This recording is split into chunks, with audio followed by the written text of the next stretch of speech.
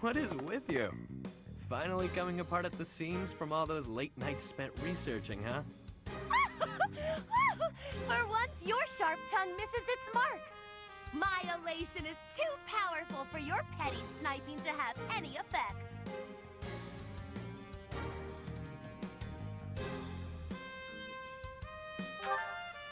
Not long ago, the church reached out to me.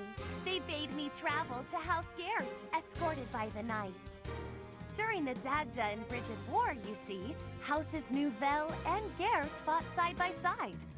Yet we were the ones who suffered wrack and ruin, while they kept their foreign ministry position. I cannot turn back time to change that, of course, but I would relish the opportunity to give Duke Garrett a proper tongue lashing. I guess that is one of your pastimes, isn't it?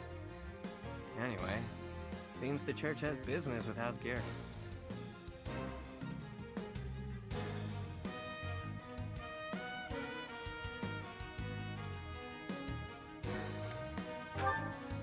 Of the 6 great noble houses, it is the one which oversees the Ministry of Foreign Affairs.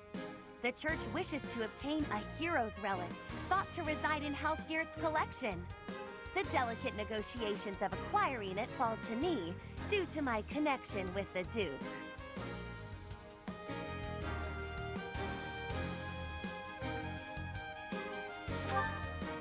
I thought they were all returned to the descendants of the 10 elites by the church ages ago.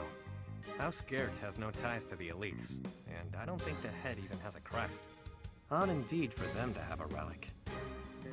There is talk that the relic fell into his hands during the Dagda and Bridget War. The Church of Saros was displeased to learn this. They feel the relic should belong to them and have made that plain to House Garrett. I believe the relic was found in a foreign land where it was mistaken for a marvelous but benign treasure.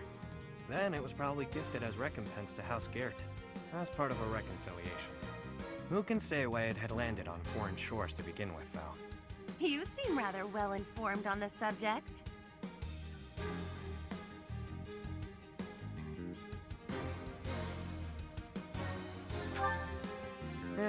I caught wind of some of the story, which piqued my interest. I did some digging and drew conclusions, like I tend to do. So what you've got is what I think. Nothing more. Anyway, Constance, if you're headed to House Garrett, so am I. What game are you playing here? No games, this time. I just want to get a gander at that shiny relic they're keeping hidden away. I haven't the authority to prevent it, but if you must accompany us, I should like the professor along too. The more eyes watching this snake, the better. I think you've confused a snake with a bird. You coming, friend? Oh, I knew you'd see things my way. Allow me to make a few quick preparations and we can depart. What a delicious frisson it gives me to imagine the look upon the Duke's face. I sure hope the church knows what they're doing, choosing her to negotiate this.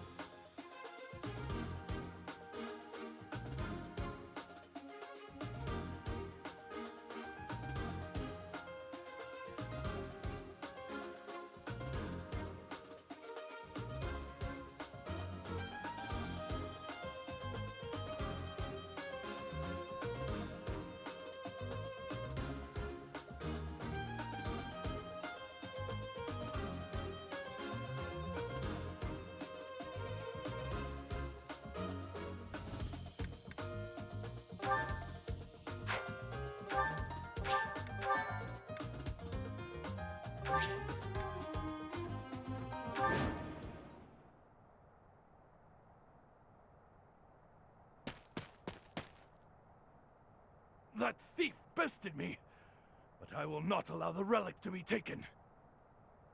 Filthy rat. That will be mine. If I have to pry it from your dead hand, all the better. Children of the beasts, expose your true selves! What the? Please make it stop!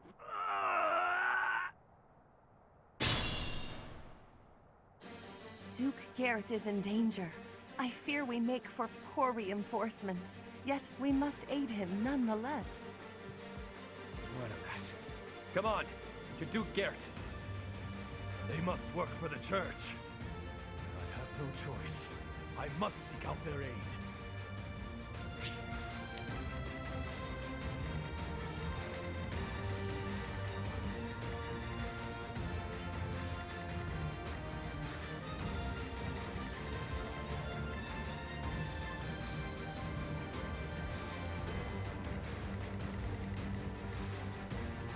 I will prevail.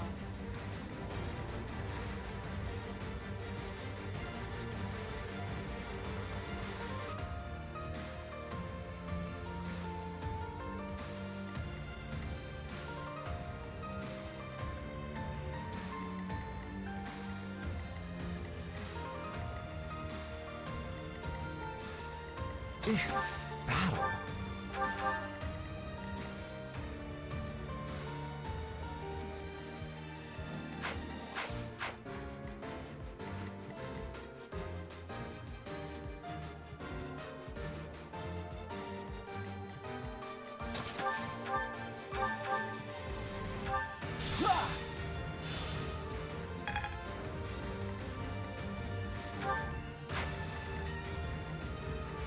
Leave it to me.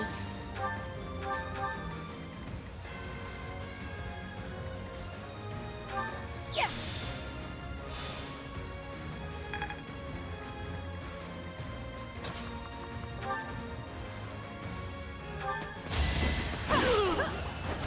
Failure is not an option.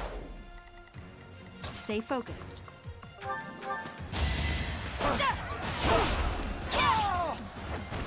Should I have held back?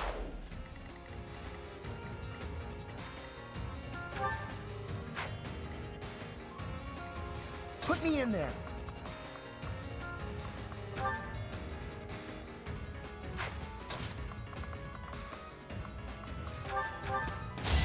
You see that? Sure thing.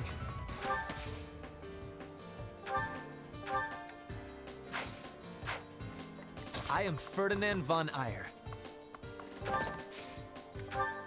Oh no.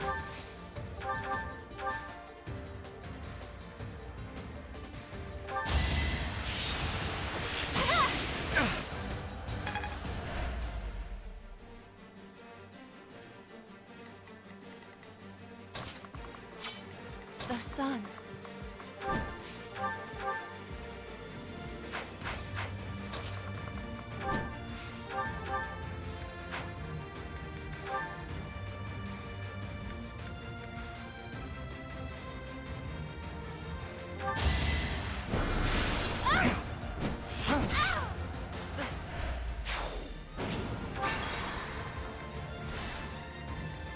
The sun.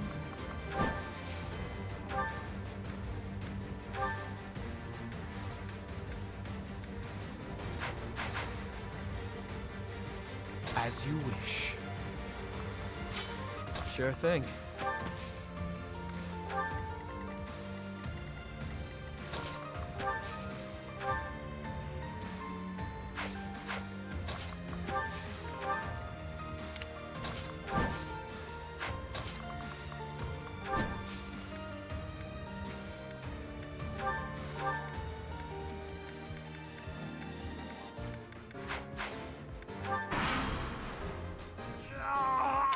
Yikes! Something is definitely off with them. Be careful. Your defeat was inevitable. Well, how was that?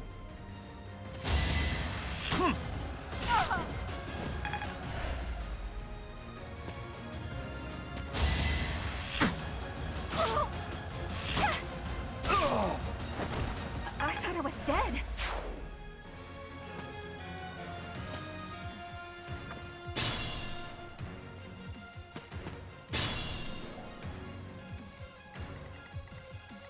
Put me in there.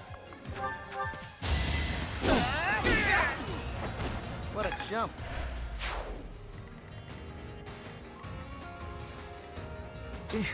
Battle? It's dangerous.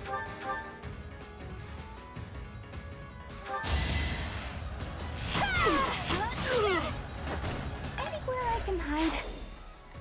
I am Ferdinand von Ayer.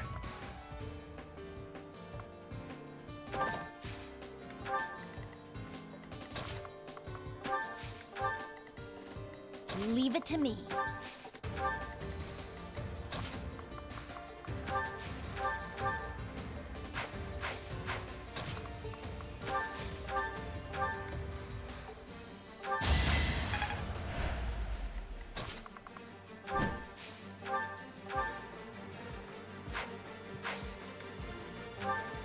Stay focused.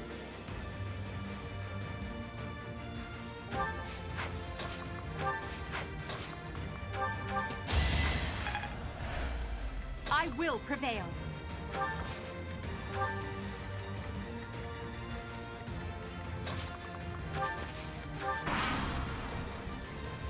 I won't leave the...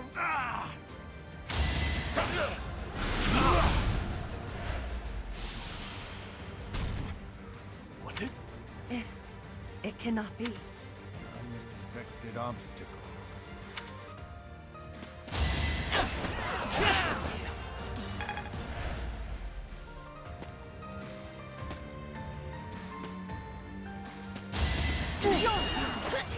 Take that off. Failure is not an option.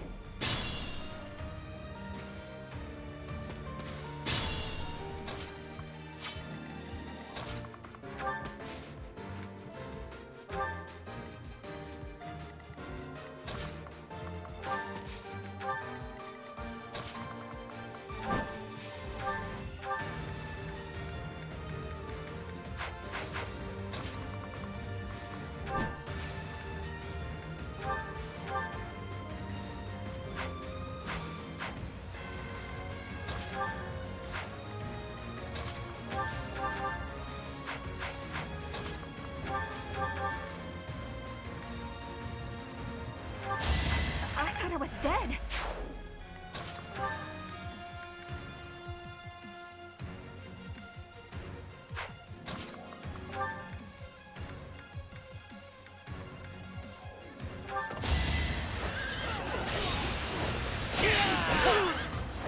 You should be honored.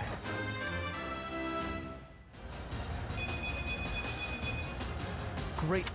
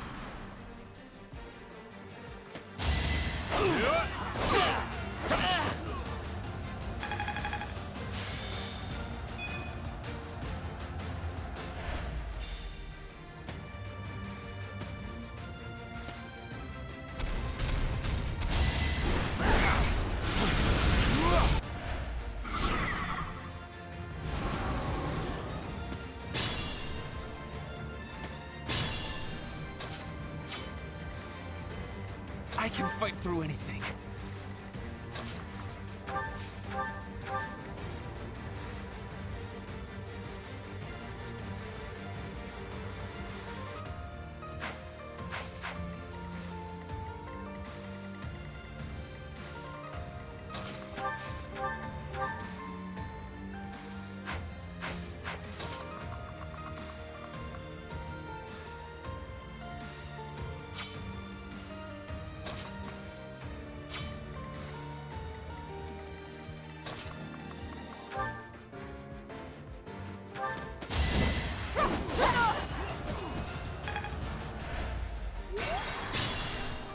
Stay focused.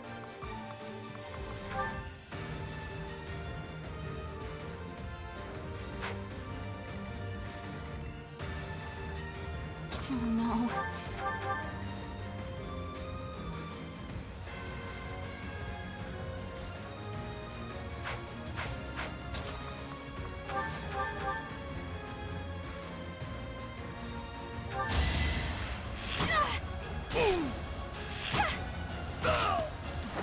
Anywhere I can hide.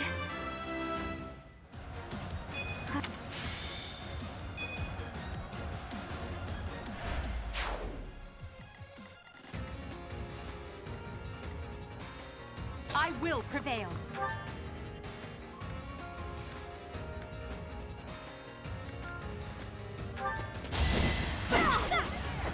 Now you know your limits.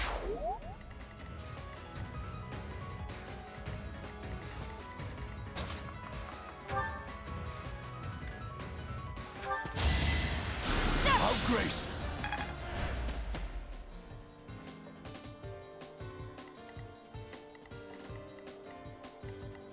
I can fight through anything.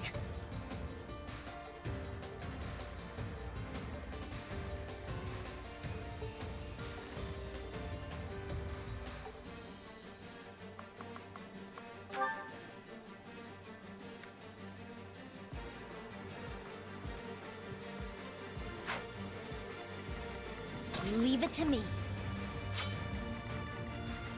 The sun.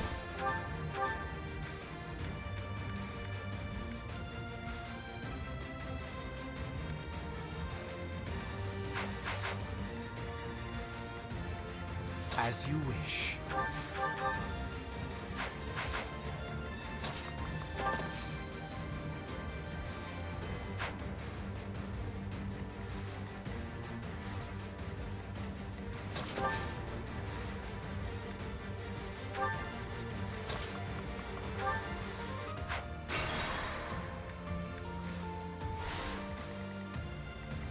I can fight through anything.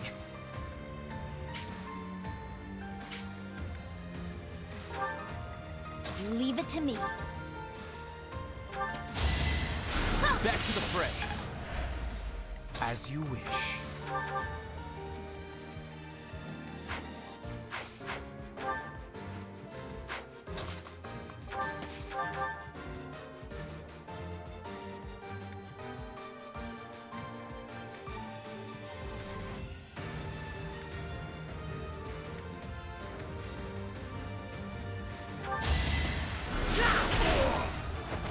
For Lady Edelgard.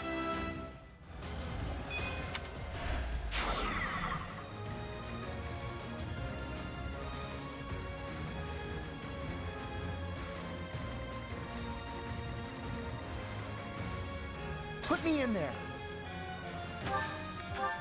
Sure thing.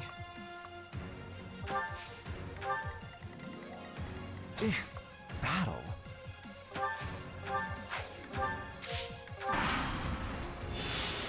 Destroy them!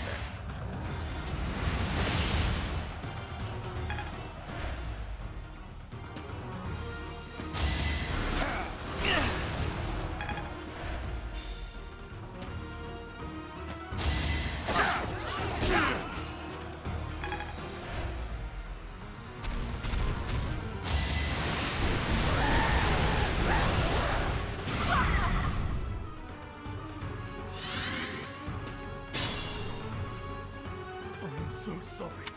We've got this. Beasts.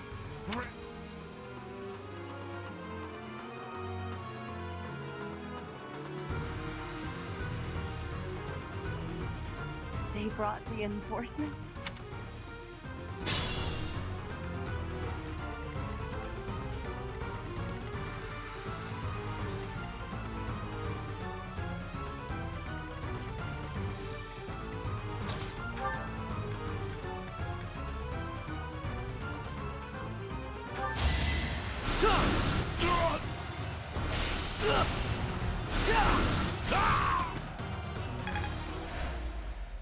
I failed to... Oh no.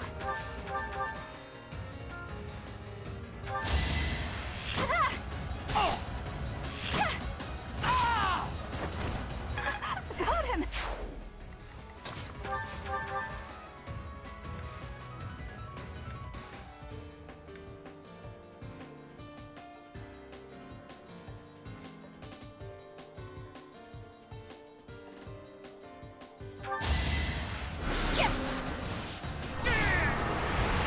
You were outmatched.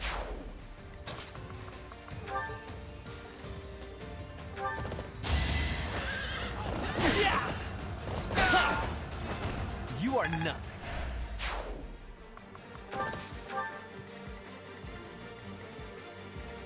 Stay focused.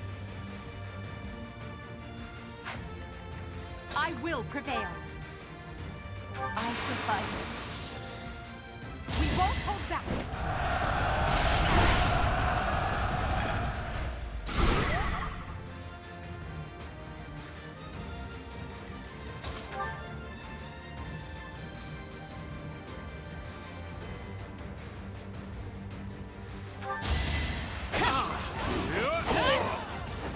As expected. The sun.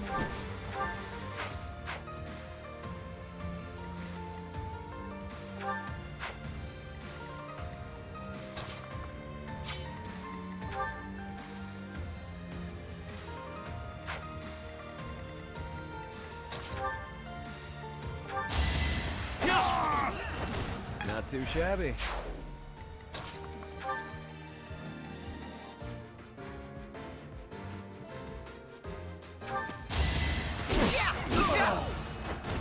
Yeah, it worked.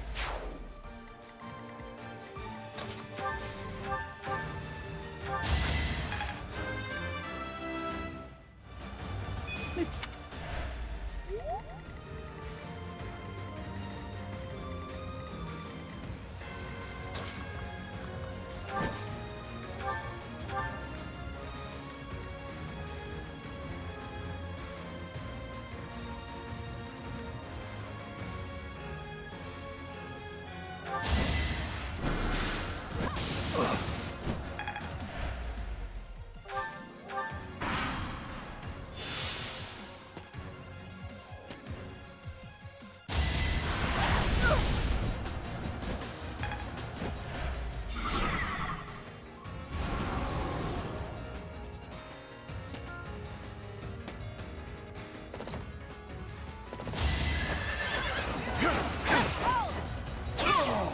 You didn't give it your all.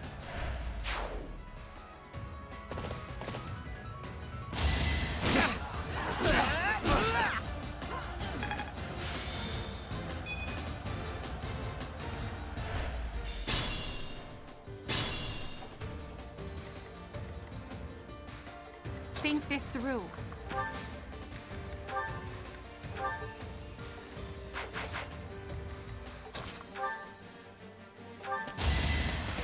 That is that. You. You. Whatever.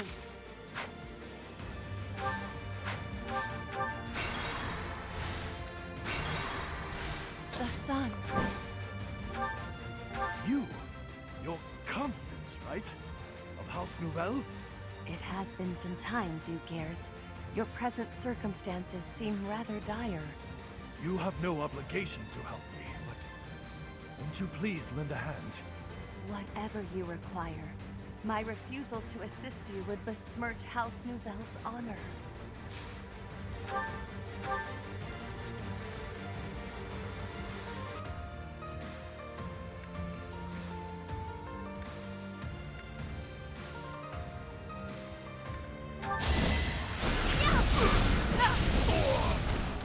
fed a weakling to their demise.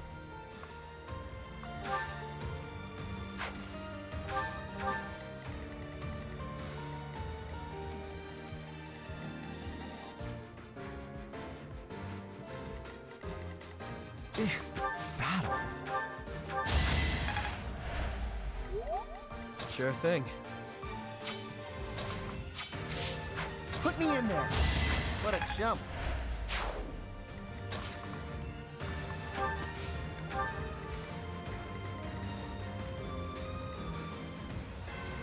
Think this through.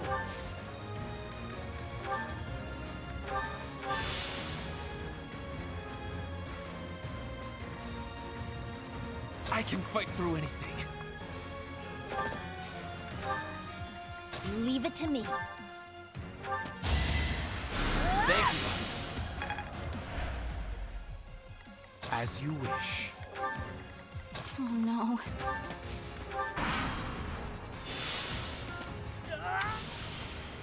No!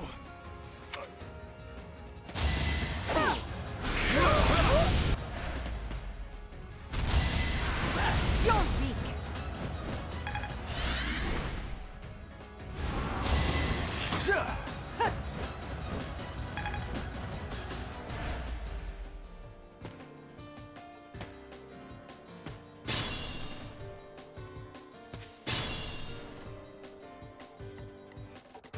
Stay focused.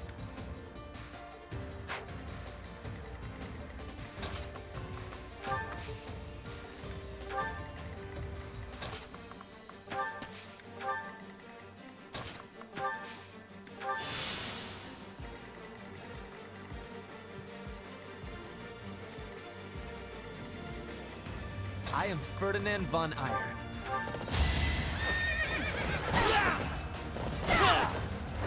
This was beneath me.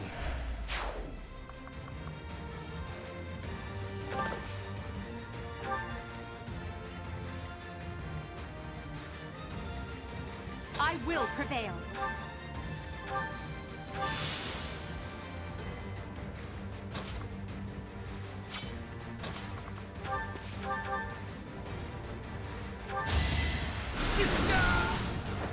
Hardly worth my time. Any...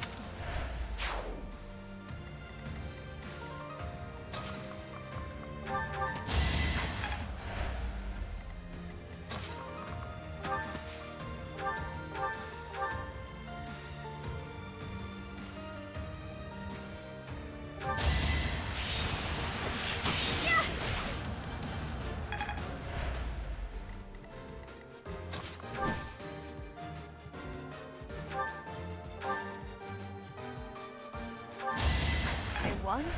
That can't be right.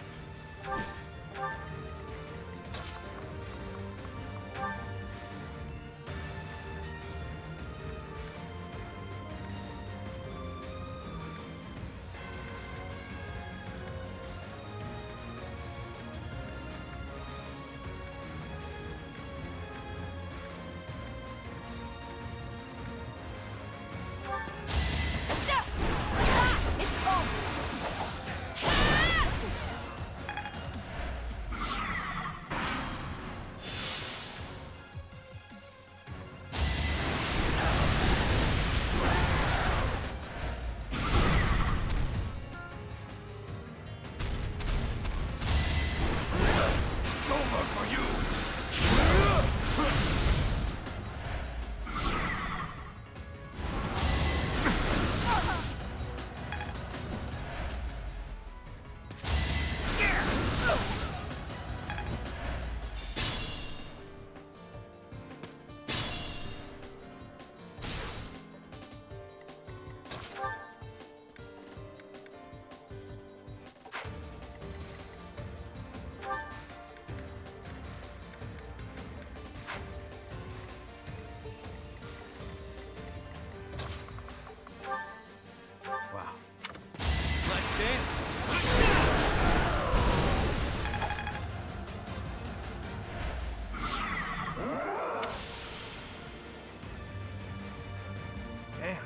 those poor fools into monsters? Did I spy a fragment of a Constance, This is not the time for research.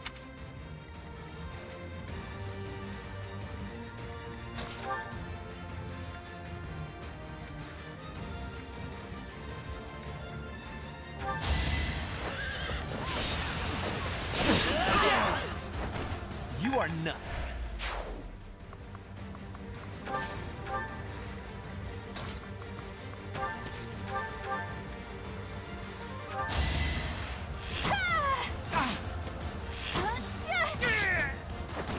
I thought I was dead. Unexpected.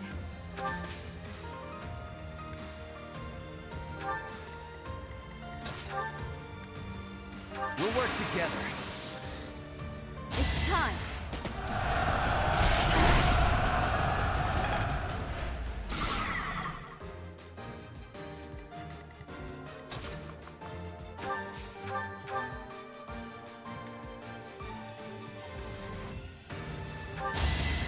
Don't have time for this!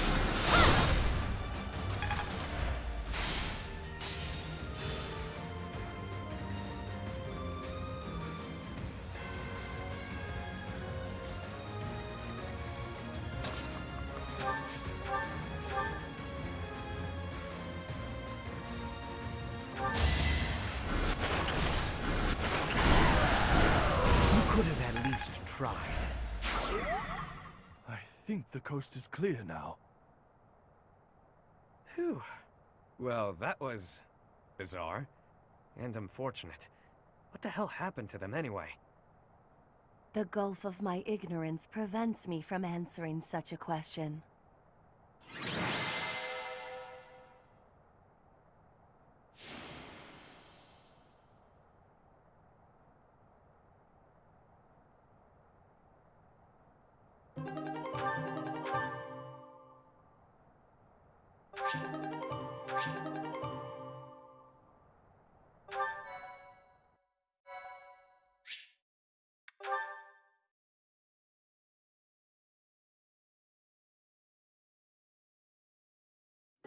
Thank the goddess you were unharmed, my lord, and that the relic is safe and sound. Yes, thanks to your intervention. Today was a day to make my blood run cold. Colder than a Srang winter, I'd wager. Our foes gave us a pitched battle.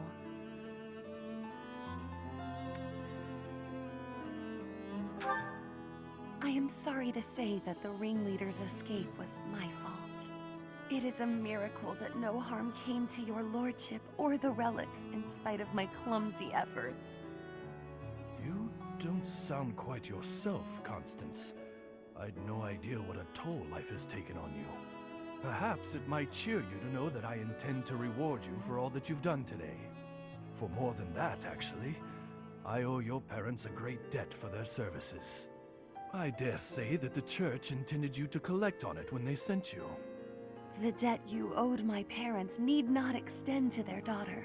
No reward shall be necessary. Our help doesn't come for free. I think the relic will do nicely. Ah, yes, by all means. Even if you have no use for it, perhaps you know somebody who does. These are the fetters of Dromi. They draw on the power of the crest of Obon. It's a priceless treasure that ended up in Dagda. After the truce, they sent it to us in friendship.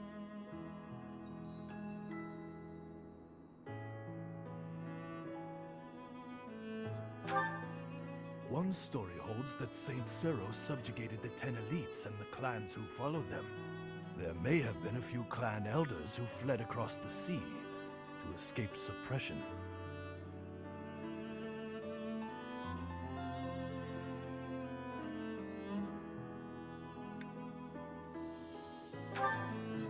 The Empire's Minister of Foreign Affairs must hold on to every bit of leverage that he can. Which is why I feel a bit derelict in my duty here. I've put my feelings ahead of my role. The Minister of Foreign Affairs appears to be discarding his hand in order to repay a personal debt. My lord.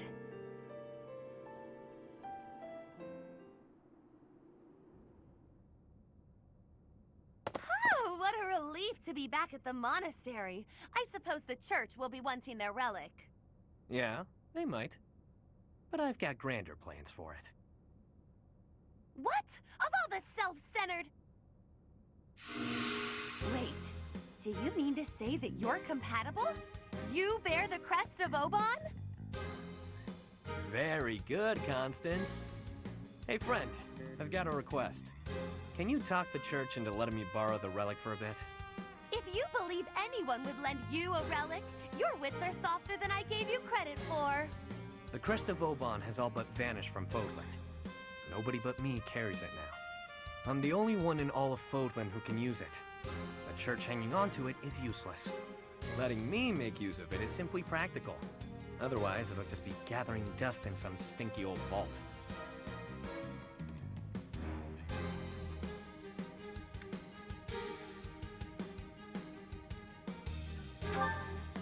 Don't you worry your pretty little head. I won't use it for ill. I'd never be able to make it up to Duke Garrett after all. You can keep an eye on them while they're on loan. That'll make this whole thing go over easy as pie. So this was the game you began when you offered your assistance. Well played. Thanks. I figured the Duke has no use for them, and neither does the church. But I sure do. Ultimately, I want to use them to benefit the greater good. There's certainly no harm in that.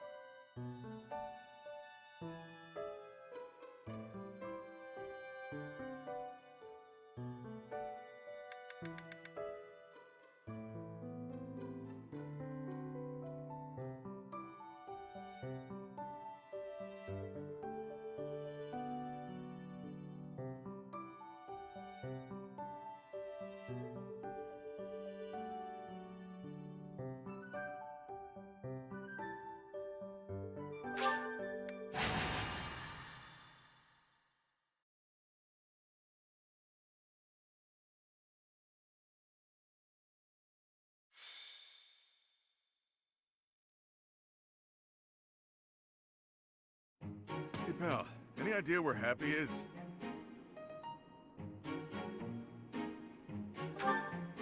Right, this is bad. Real bad. It's nothing. Well, okay, fine. If you insist, I'll tell you what's happened.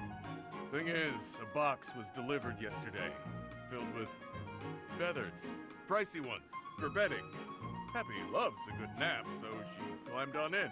Now she and the box are nowhere to be found. I checked with my merchant contacts. Turns out it was taken to Enbar to be sold on the black market. You catch what I'm throwing, yeah? Happy was fast asleep in the thing when it was stolen.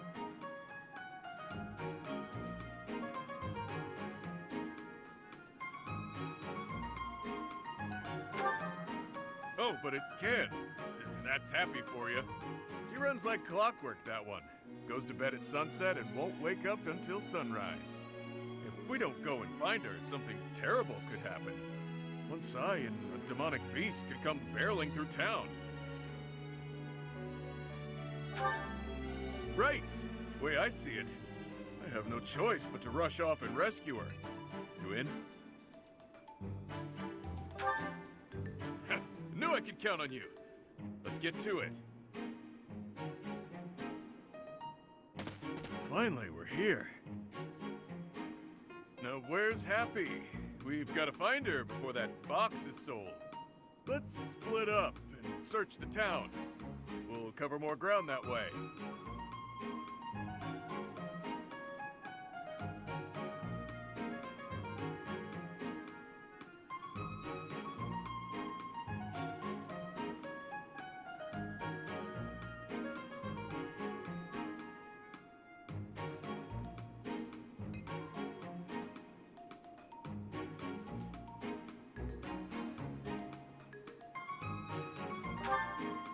I know! Where in the hell could she... Ah! I can't believe you, Bee. Well, I can, but that doesn't make me any less angry. Whoa, easy there! I have a good reason. Trust me. Don't even try to weasel your way out of this. Ooh, you're the worst!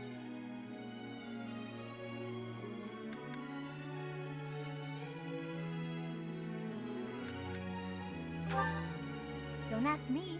I was just relaxing in Abyss, and when I came to the surface, everyone was gone. When I heard he was dragging you here, I nearly threw a fit! Look, I may be a scoundrel, but I stand by what I did. Let me explain. I got a tip-off that an item was being sold on the black market today. Not just any item. My mom's...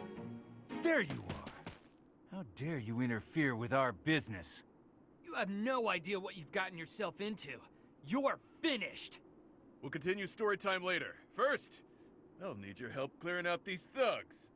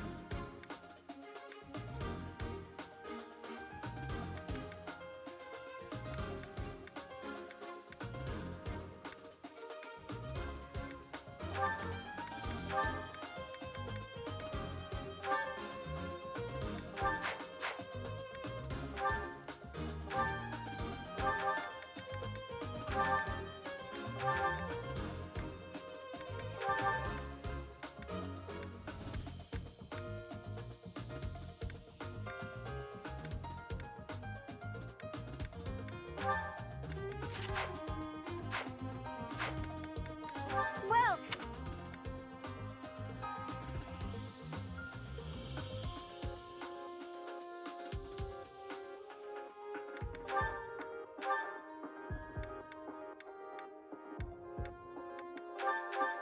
Is that thanks a bunch?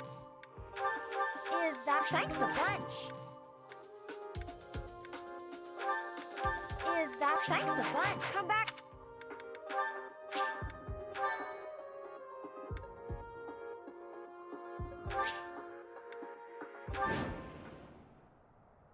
We got what we came for. With this, my sweet daughter will finally... yes, the young mistress will finally be safe again. Let's return home at once.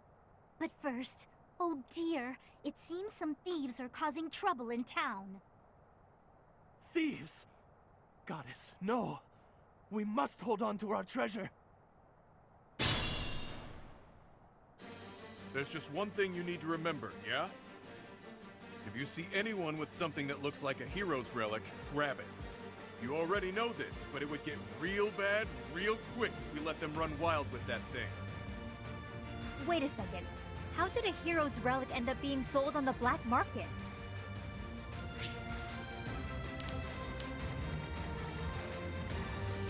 Put me in there.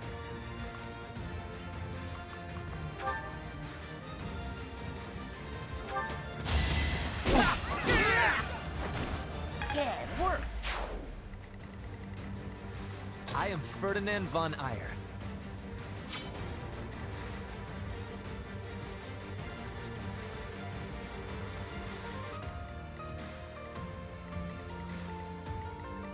I will prevail.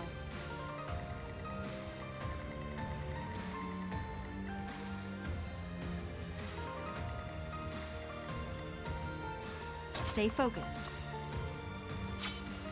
Let me at him.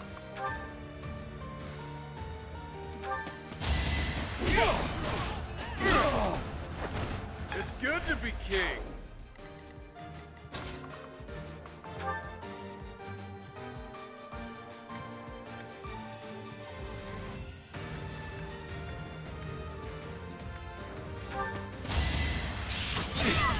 Allow me to demonstrate. Should I have held back? Yep. Easy peasy.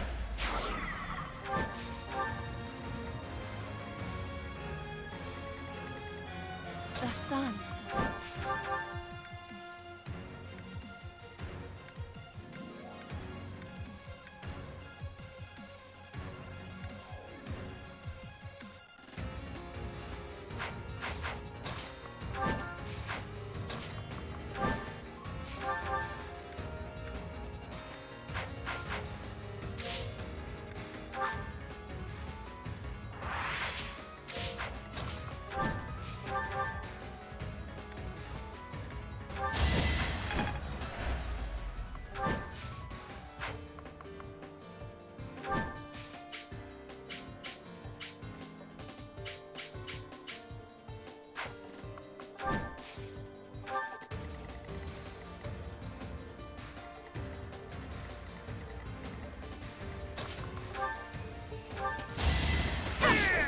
Now you know your limits.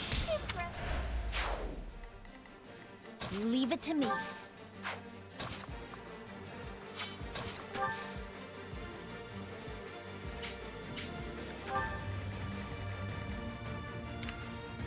As you wish.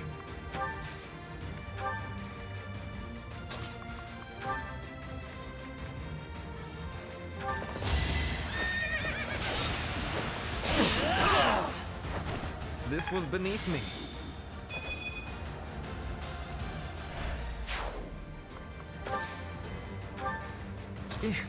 Battle.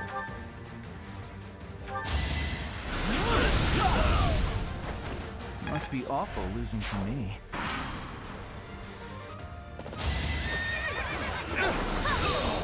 Of course I won. Well, how was that?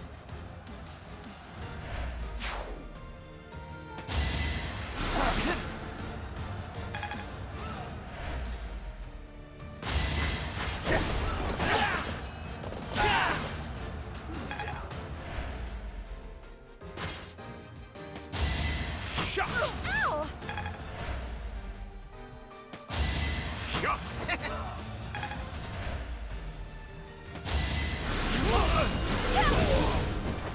I sped a weakling to their demise.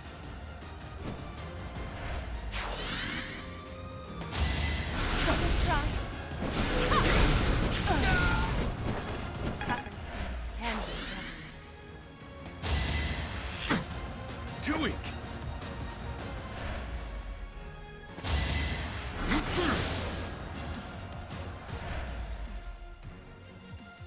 You're not going anywhere.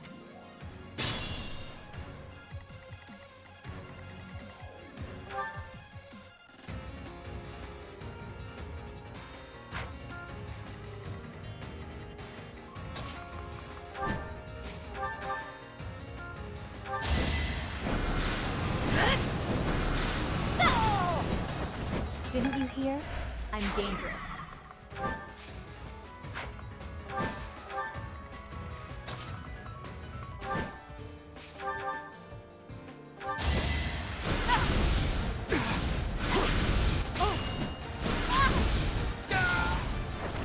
I won? That can't be right.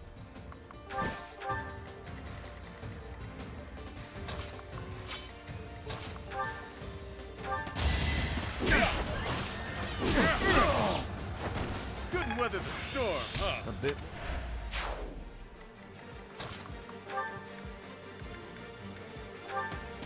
Let the lesson begin! Each battle, a chance to grow. Someone's fired up.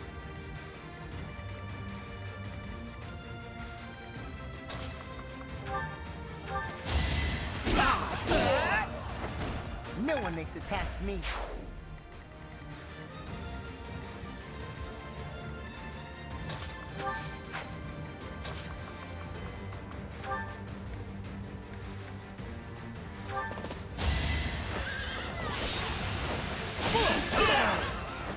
Only a fool challenges me.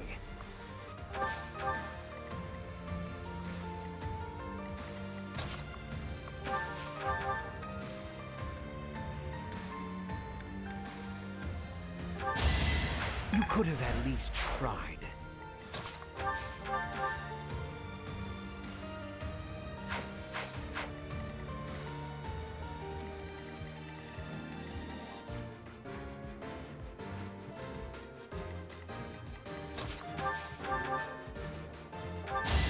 Can't get ahead of myself.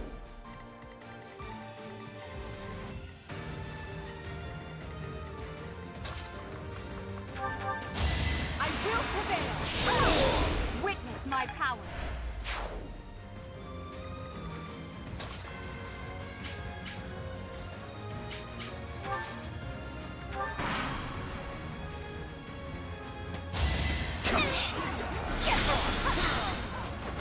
You were outmatched.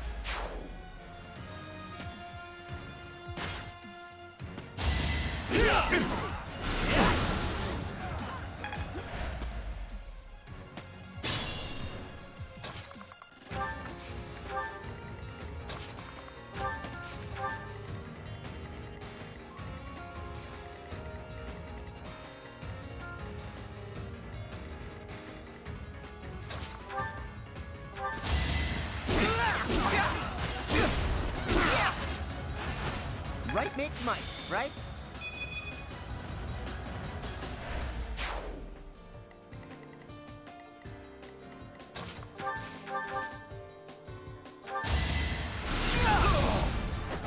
Must be awful losing to me.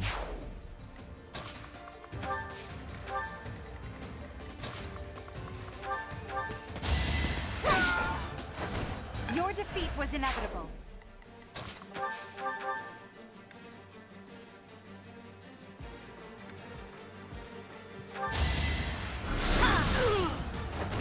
This is what I do.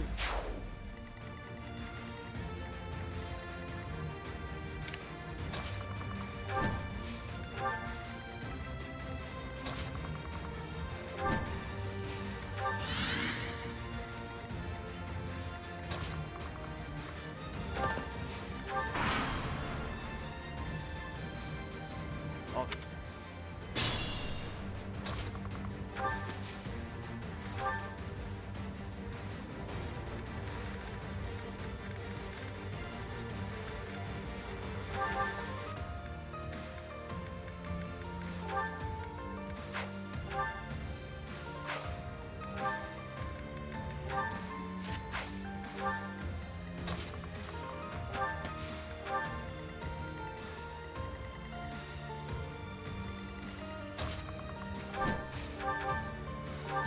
I sped a weakling to their demise.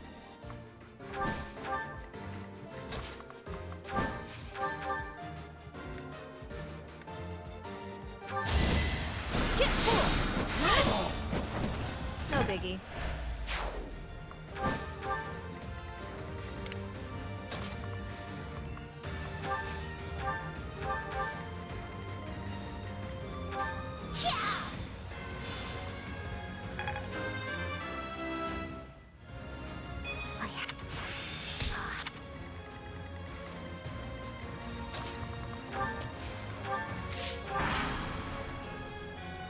Planning is key.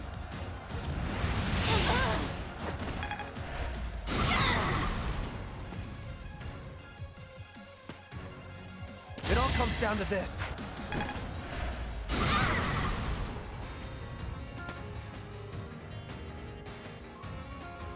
Gotta pay the What's the go?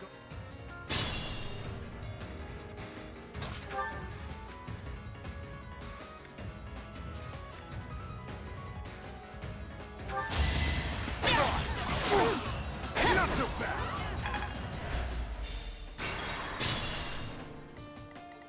Sure, pal. Stay focused.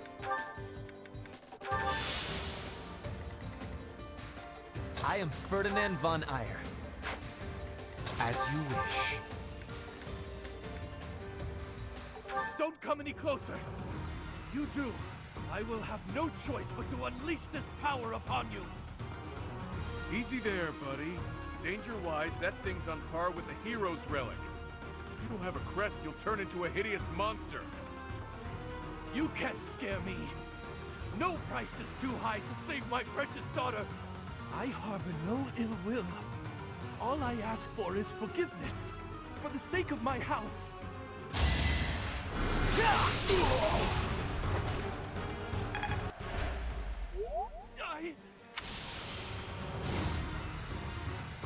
Yikes. You weren't kidding about the hideous monster thing. That's it, all right. Put me in there.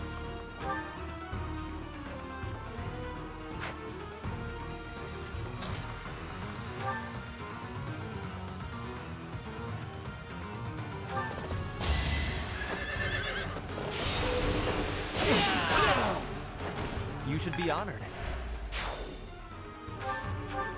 I will prevail. Fascinating tactic.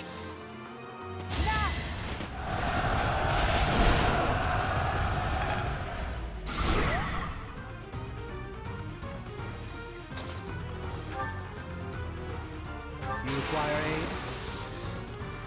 Think this'll work?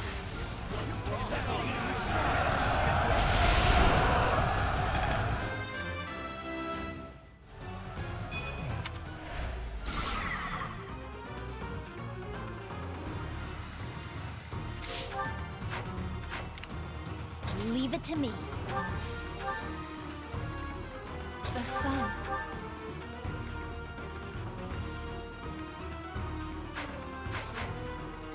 Yep.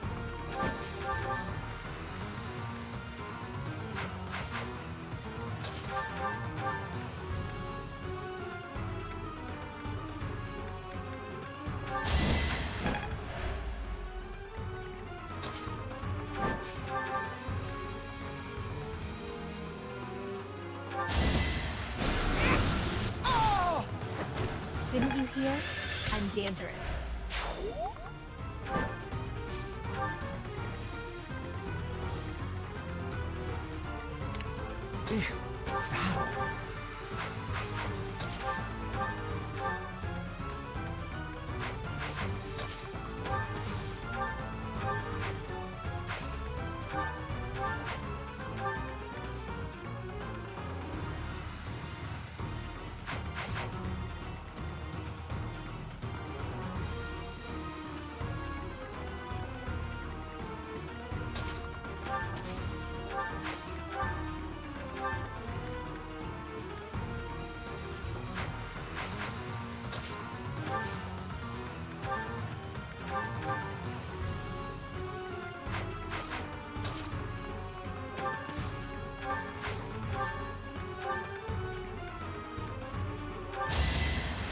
I owe ya.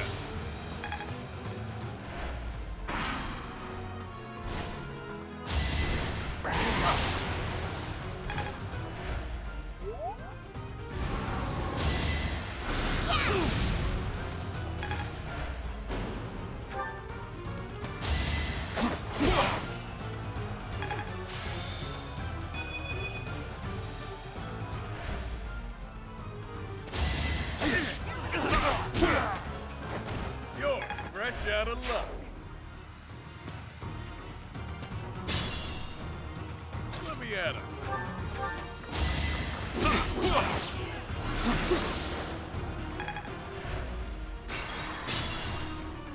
Stay focused.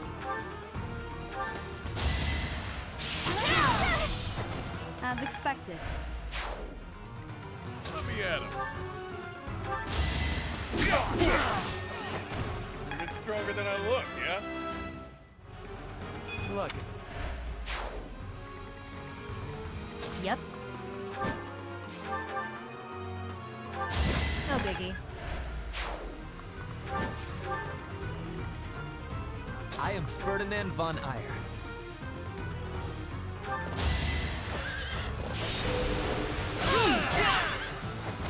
This was beneath me. Put me in there. Here we go!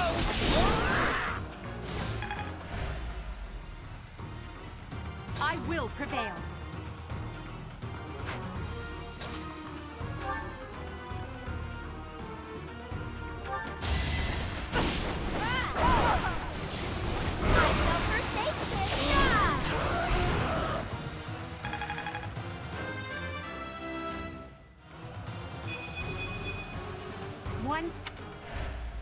That was fun to watch.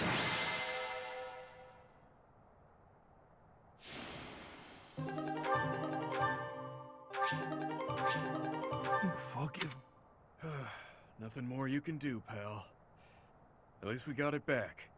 I know I owe you and Happy an apology, so, I'm sorry. Really sorry. Mean that. I'm sure you had your reasons. When we get back, you better explain what the heck those reasons were.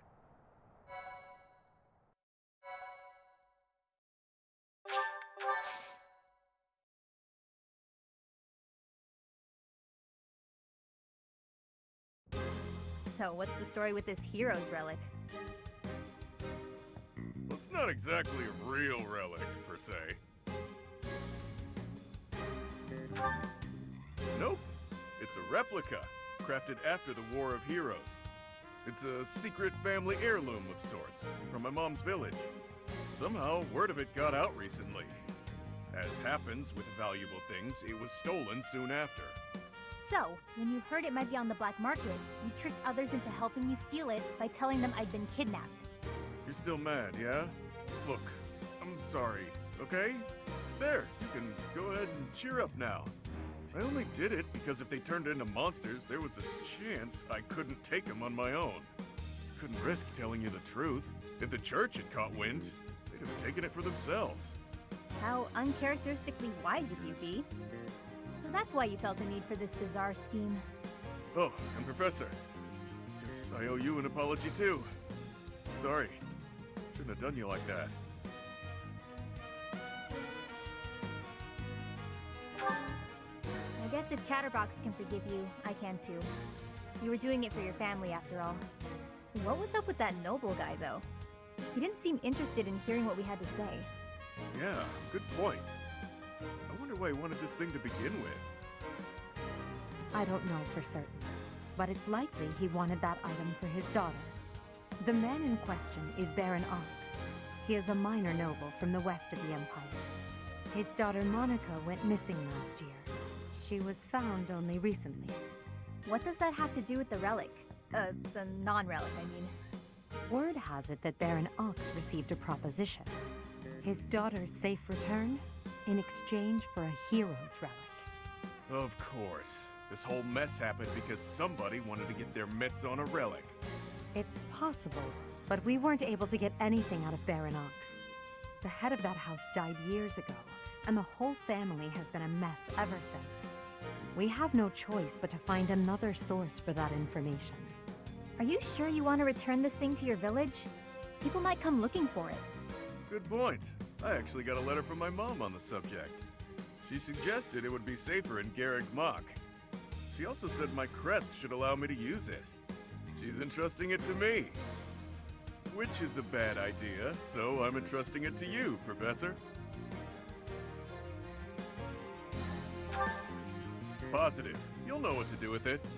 Give it to me or someone else, whatever you think. B, that's a priceless artifact. Sure is. Lose it and you'll owe me.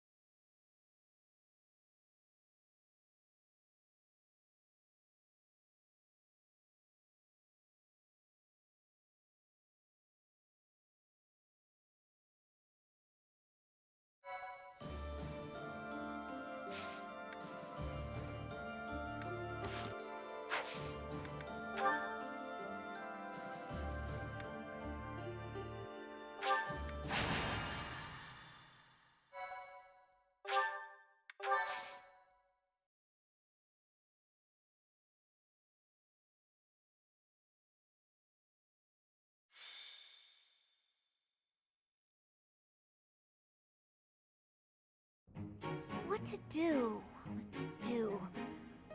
Not really sure I should be trusting him. But if I can make a decent profit...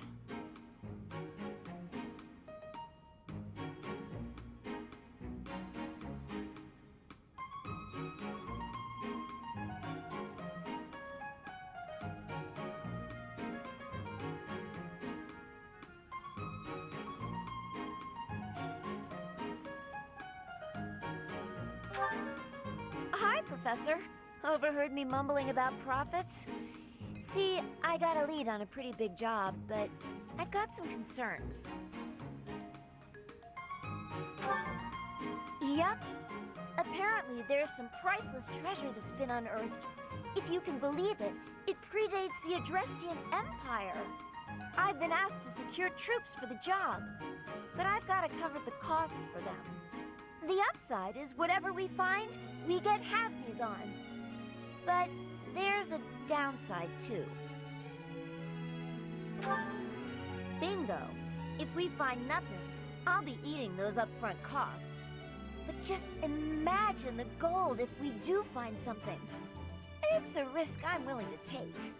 This job is coming from a merchant named Paralogues. Ever heard of him?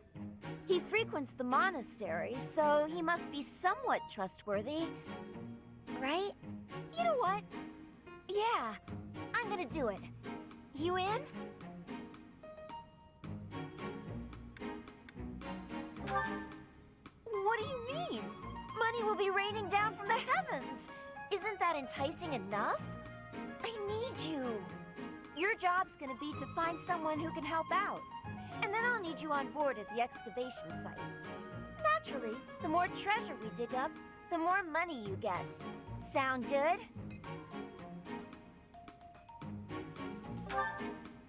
Your services are appreciated as always. Let's head out.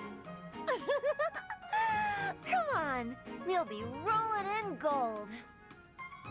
Wait. You starting a conversation? I'm confused. I'll go.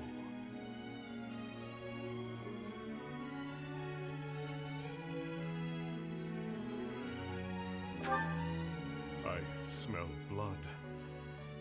Anna, I sense a death about you. Whoa, whoa, whoa! What's with the gloomy death talk? You're scaring me.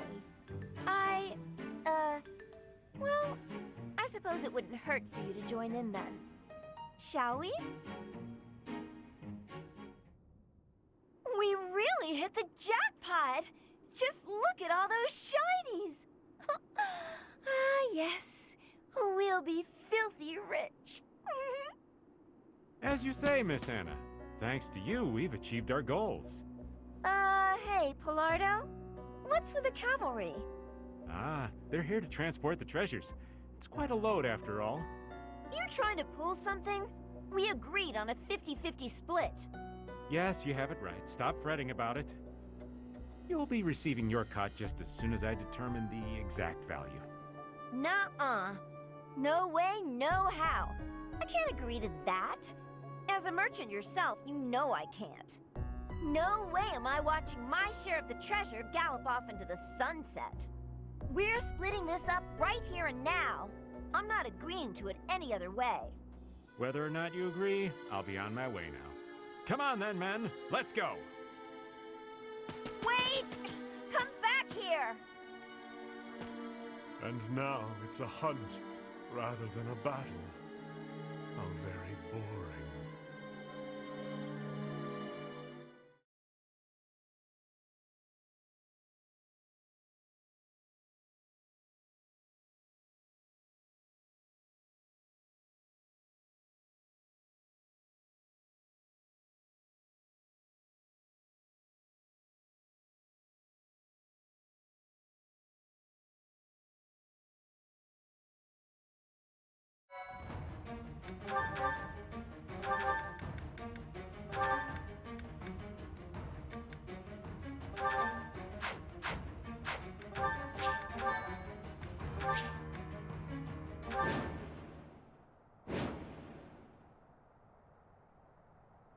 The wagon will be here any minute now. Everyone, guard the treasure until it arrives. Do you really think you're getting away with all that loot? Ha! You may not be aware, but I know a thing or three about magic. Start by magicking away this load of treasure here. He knows how to warp things away? You gotta be kidding me. We gotta put a stop to Palardo right now. Otherwise, the treasure will be out of our hands for good. What's my strategy?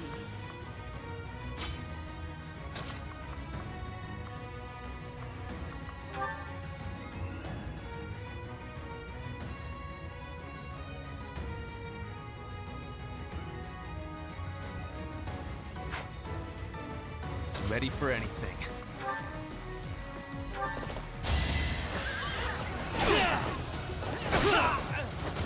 I will see this war through.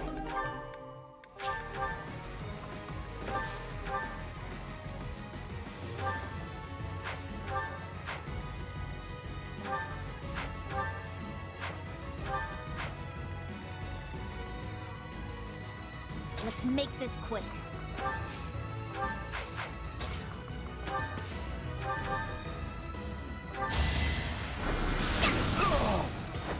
I will not die yet. Why not?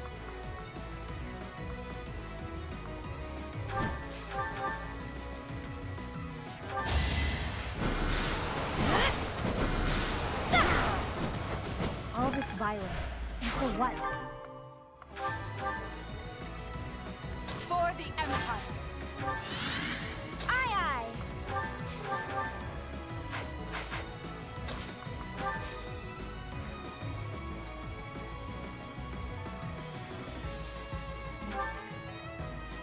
Understood.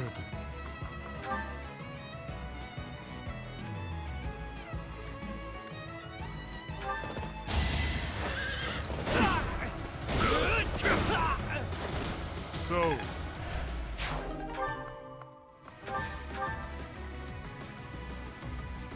I'm awake.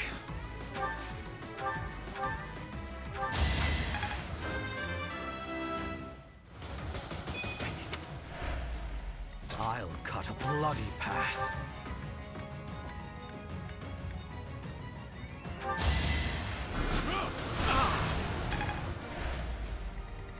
Put me in there.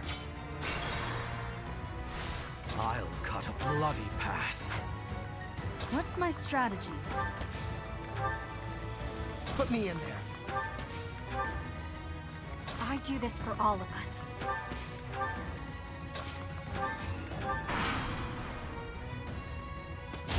Slow! Predicted! Your life! Foolish.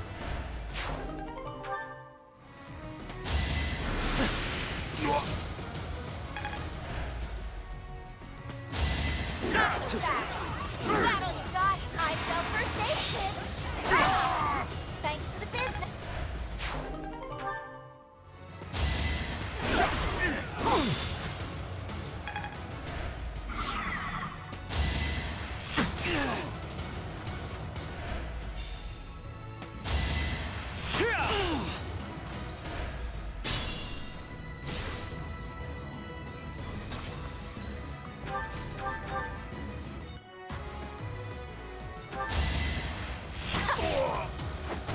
Ernie's unstoppable. Let's make this quick.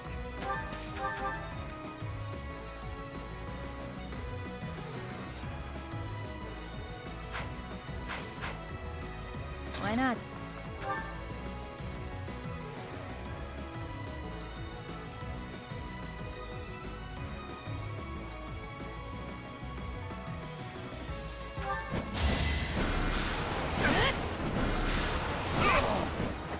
I came out on top. This time.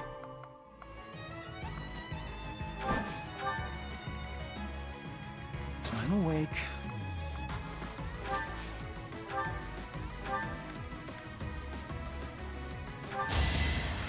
Thank you.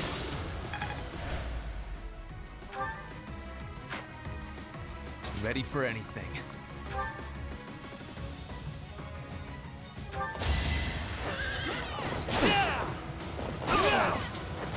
If I live, I fight.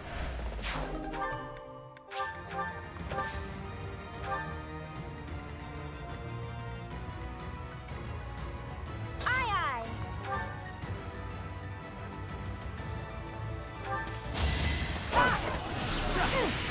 Oh, my apologies. Understood.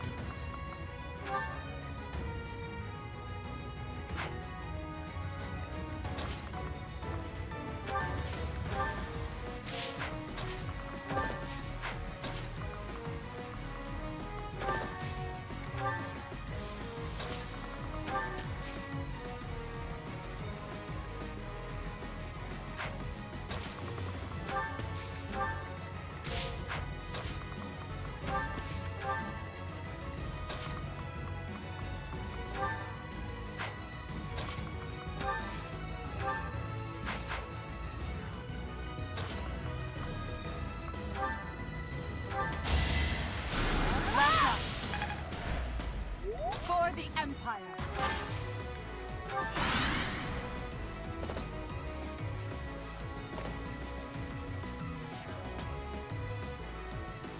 We made it! Glad I hired.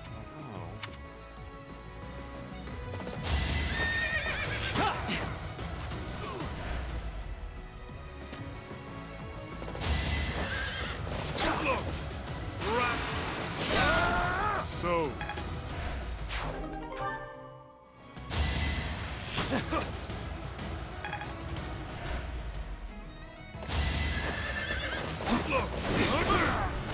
foolish.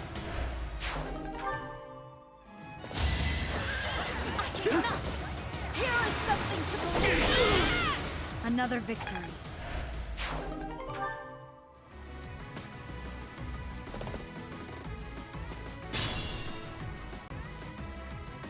Look, they've...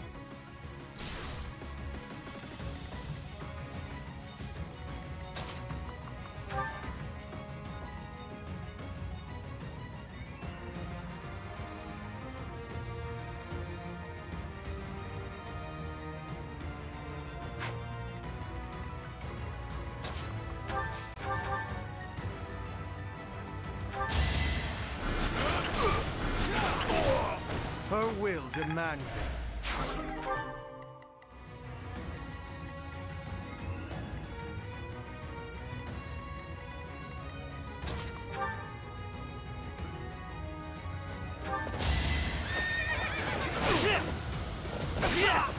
This is the cost of war.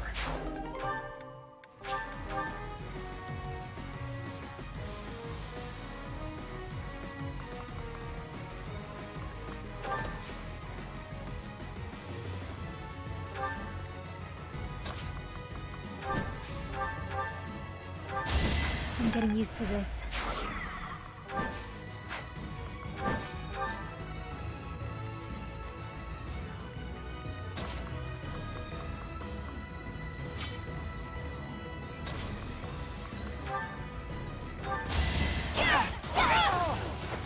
It won't be in vain. Look sharp.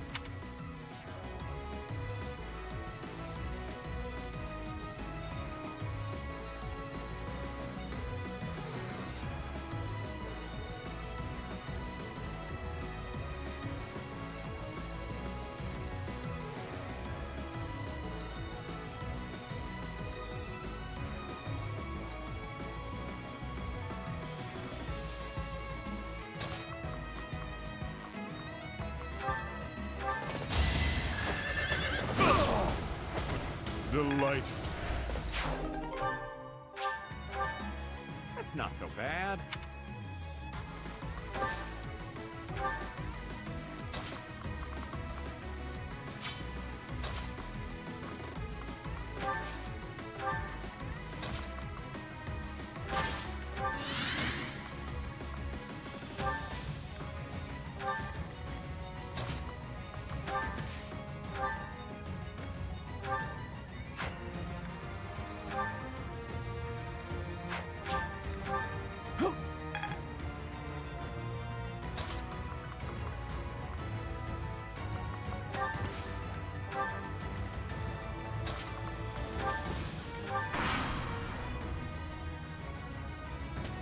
Once I kill you, I'll be able to go about my business. They won't see this coming.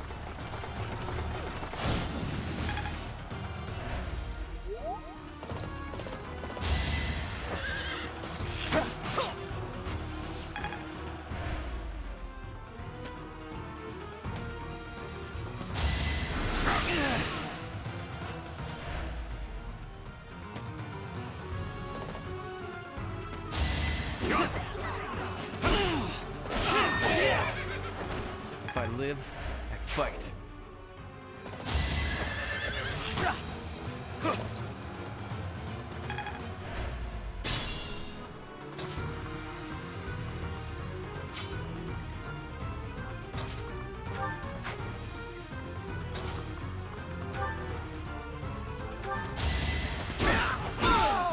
You're all going down.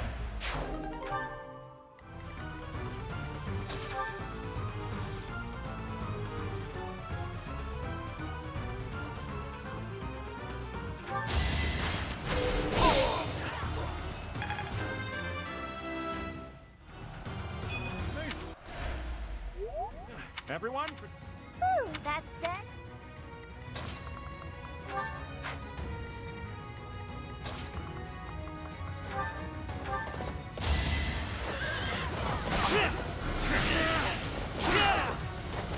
No time for pity.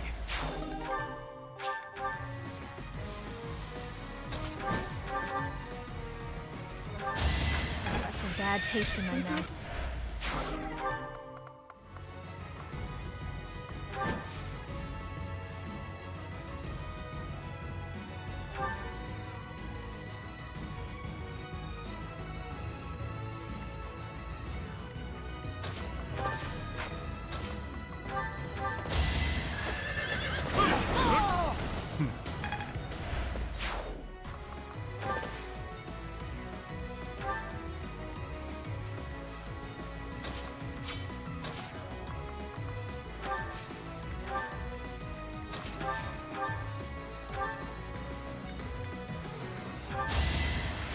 Thanks for helping.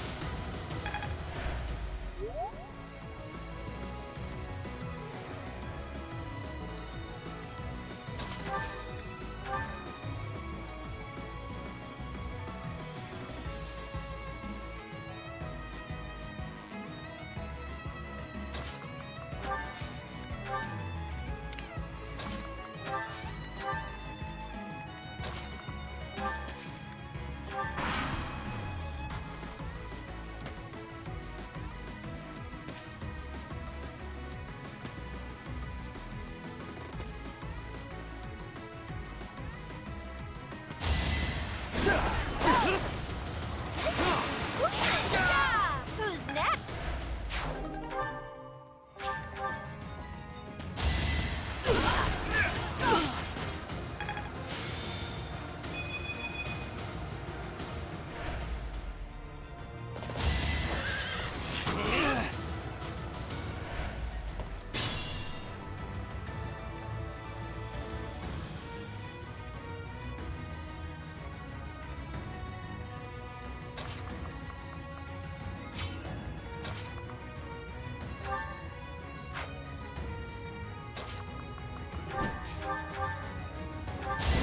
I'm getting used to this.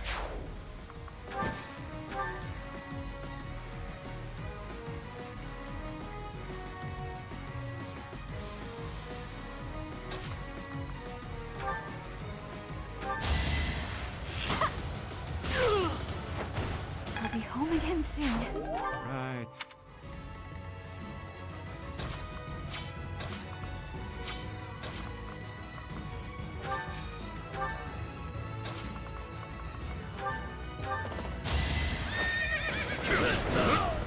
Shut.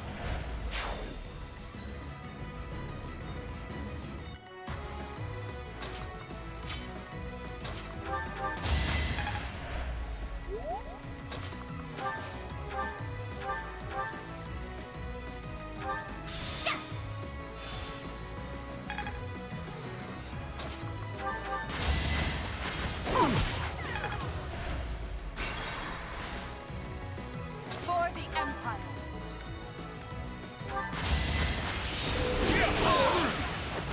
Your death is not in vain.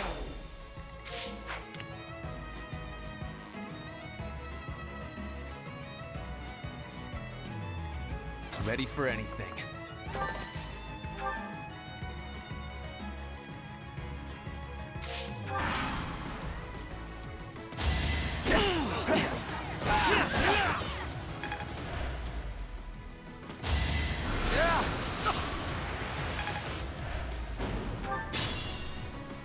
What's my strategy?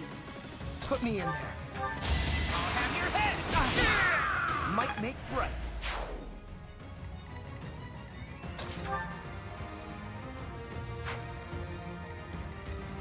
Aye, aye. Let's make this quick. I'm awake.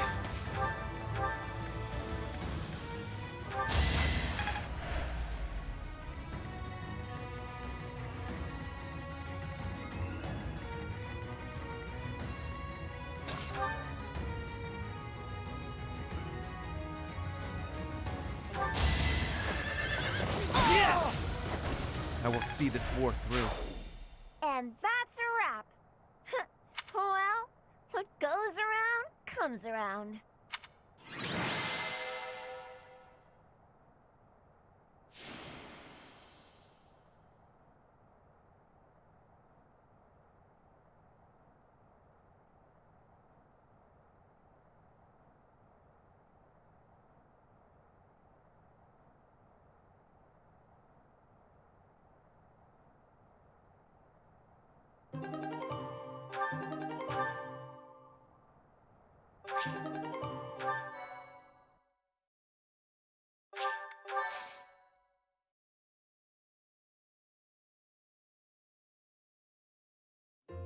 That was time spent in vain. No, it wasn't. Thank you, everyone, for all the help.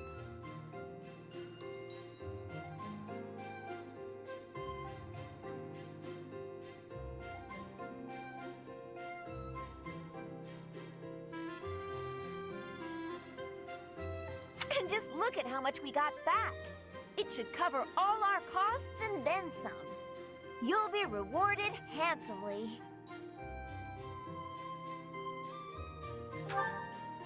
Though if that guy calls himself a merchant, maybe I shouldn't call myself one. We'd better let Hubert know all about this so we can give him what for. There's no need. I'll take care of him. Yuritsa, wait! And he's off. Well...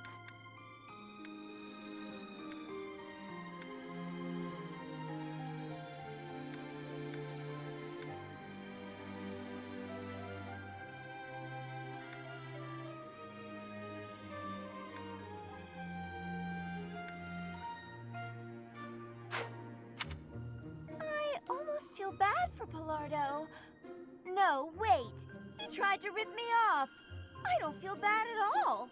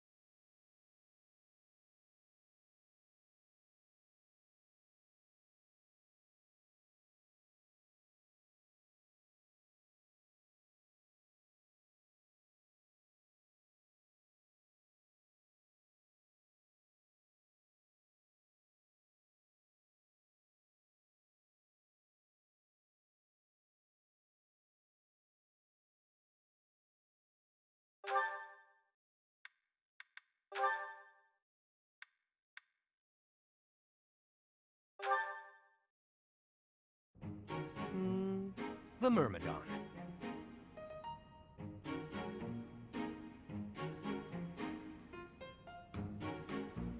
Ha! Suit yourself.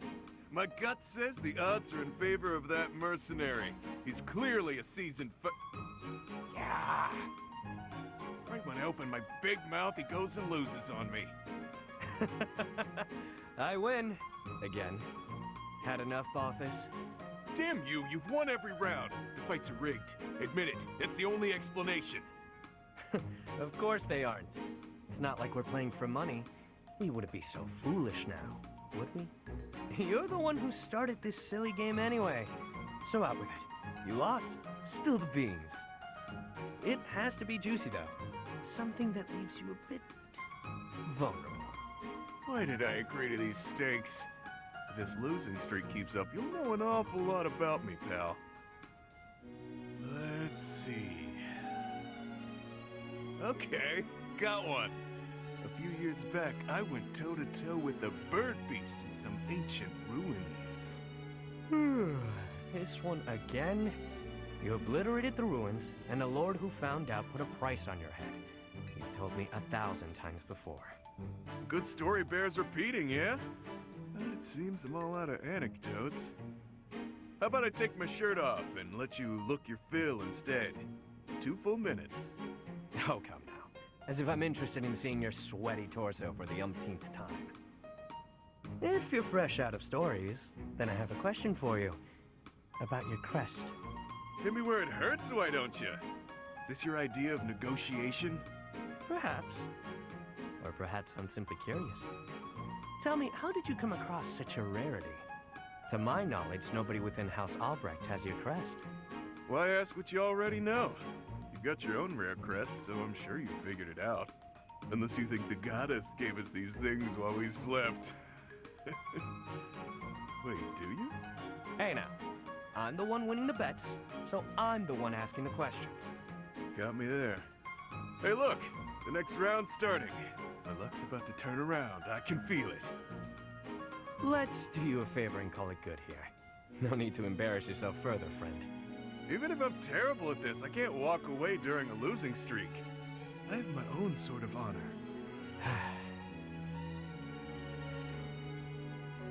All right, Balthus. Check out those 2 Myrmidons. The 2 who were eating together earlier. Huh. Who knew they were opponents? I kinda figured. Thoughts? Well, that one's pretty beefy. Quick on his feet, too. Clearly a seasoned fighter. His opponent's okay, but a bit showy. Compensating for being newer at this would be my guess. Mm-hmm. So, make your choice. Thank you. First guy, no doubt about it. You can see from a mile away that he lost. Wow, that was quick. Not everything is as it appears. For example, were you and I to go at it, perhaps you'd bet in favor of yourself over me, and you'd lose. I'd use my cunning to ensure my victory, by any means necessary.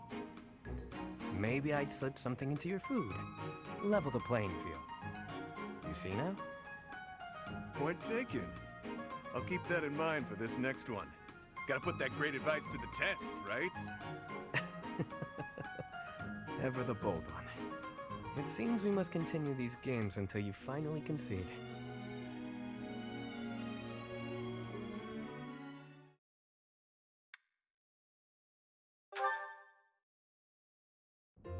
Oh, this is pointless! My head's about to split in 2! Wow, Balthus, what's with you, friend? Never seen you so deep in thought. Next thing I know, snow will be dumping out of the sky here in Abyss. Shut your trap! I'm driving myself crazy over here. Got a lot on my mind, okay? Like? Fine. You know how I never got any stories out of you the other day? How could I forget? I won every last round. It was clear that both Lady Luck and the goddess herself had given up on you. Your powers of deliberation weren't any help either. You caught me off my stride, got it? But it was clear I'd never win a story from you, so I went digging. Uh-huh. I was especially curious about that crest of yours, so I went rifling around for a lead. I got to thinking. You must have time on your hands if you're spending it thinking. Well, let's hear it. There's a story they tell where my mom grew up. Long ago, the village got in a squabble with some folks looking to conquer the place. A village elder gave some holy red stuff to their wounded soldiers. Some kind of liquid, who knows? After she did that, some of them made a complete recovery, against all odds. The rest of them were changed, but not for the better. They up and vanished before long. And then?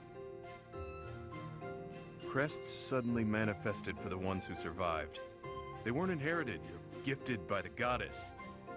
It's a real thinker, yeah? A real thinker. Near death but survived, despite all odds. Wait, the elder whom my mom saved. Could he have used something similar? No, it can't be. Yet, something here is unsettling in its familiarity. Hit the mark, did I? I don't know whether you hit the mark or missed it entirely. But your story was a cute one, regardless. The truth is, I've been trying to sort out who I am. And, well, I haven't been successful in it. I don't even know whether my mother is truly my birth mother. Or why it is I have this crest. At this point, I have nothing but speculations. Maybe I'll sink into my grave without ever knowing the truth. Lots of things in life don't have an answer. Just pick the story you like best and run with it. That's better than finding out a truth you can't live with. You can really mess your head up like that. Damn it, you're right. To think that something so trivial could bother someone like me. Look who's a quick learner. Thinking too much will sap your energy, pal. I avoid it whenever possible. In fact, it's been ages since I last thought so deeply. My head is really hurting now. But if that old legend is true, what was that holy red stuff? What happened to the vanished soldiers? Once I start thinking about all that, I keep going round and round in my head. And then it's dawn. And then it's nightfall. And then it's dawn again. And... Hey, Office? Let me at him! Oh. Not a fight then. That's what I get for overusing the old noggin. You damn fool.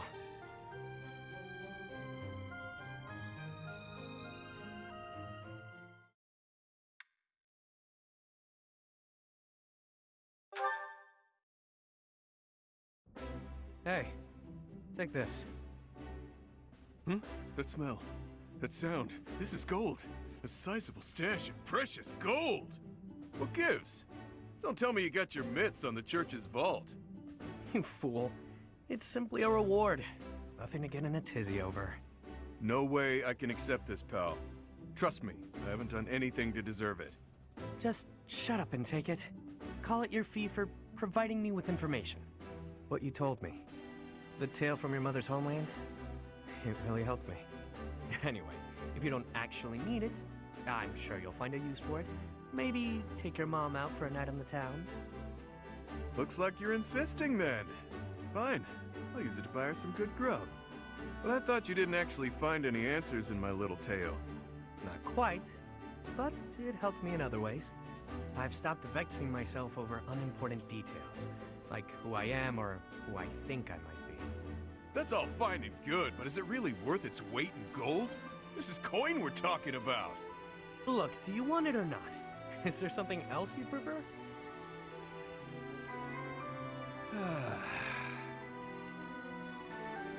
Wow, that was one hell of a sigh. Look, you're better than me at thinking and betting, but right in this moment, you're the fool. You. Do I like gold? Yes. Do I want it? Need it? Yes and yes. While we're at it, I like brawling. Women too. But there's something that I care about even more than gold, fighting, and women. Any ideas? Oh, this is tough.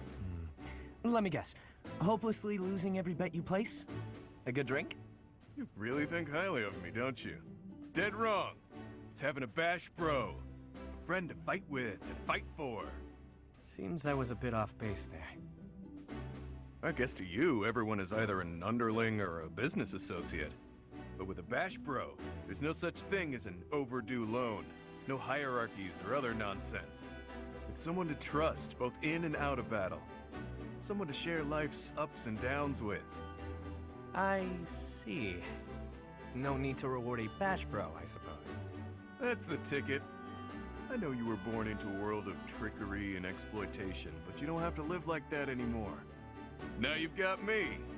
I'm not accustomed to talks like this, I must admit. How can I frame this? Nobody even knows my real name. Are you actually comfortable confessing such a warmth towards someone so... cold? Clearly. No matter who you are or what you've done, I care about you. That won't ever change. Now that is fresh. I told you my feelings and you laughed. You're one of a kind, pal. I'm sorry. I've got to admit, I thought I'd heard it all. But you've managed to surprise me. It's the first time anyone has ever said something so sincere without trying to get something out of me. I could try to say it again with more swagger if that helps. Nah, no need. Bash Bros has a nice ring to it. From here forward, we are forever Bash Bros, friend. I've got your back, pal.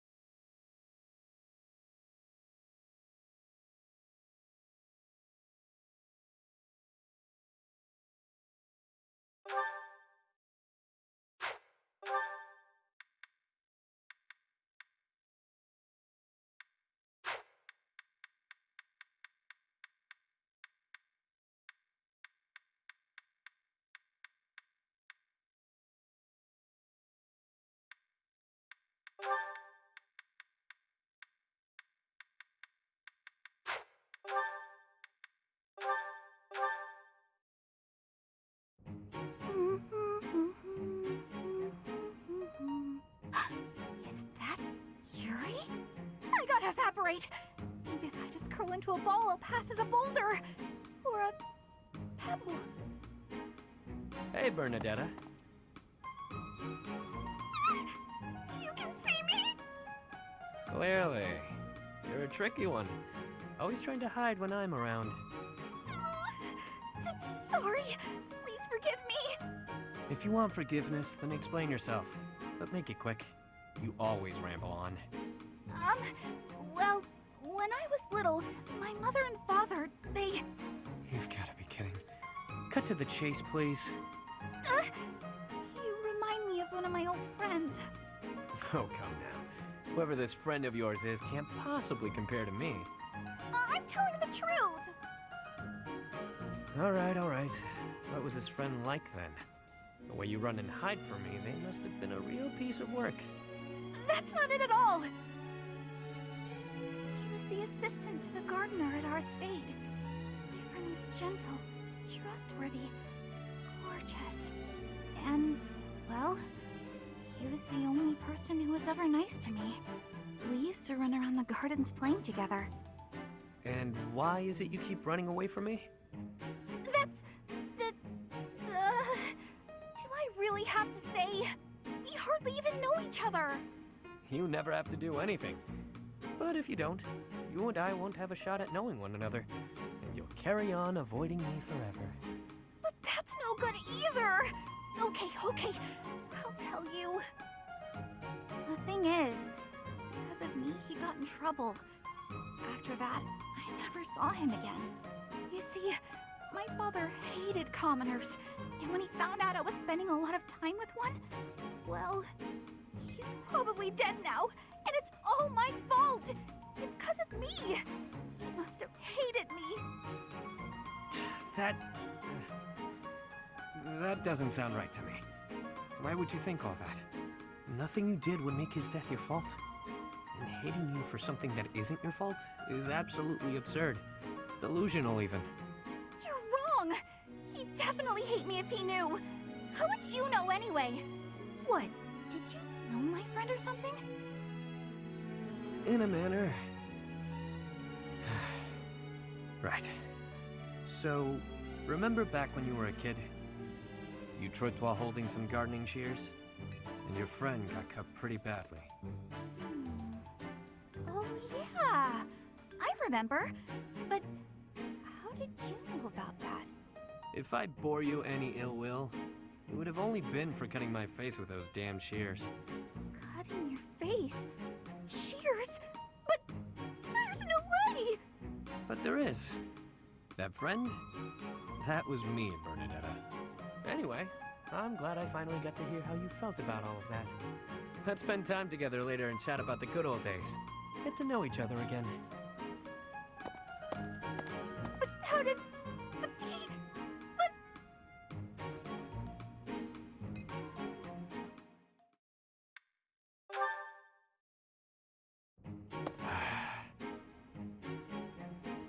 Bernadetta, knock it off. How long are you gonna keep this up?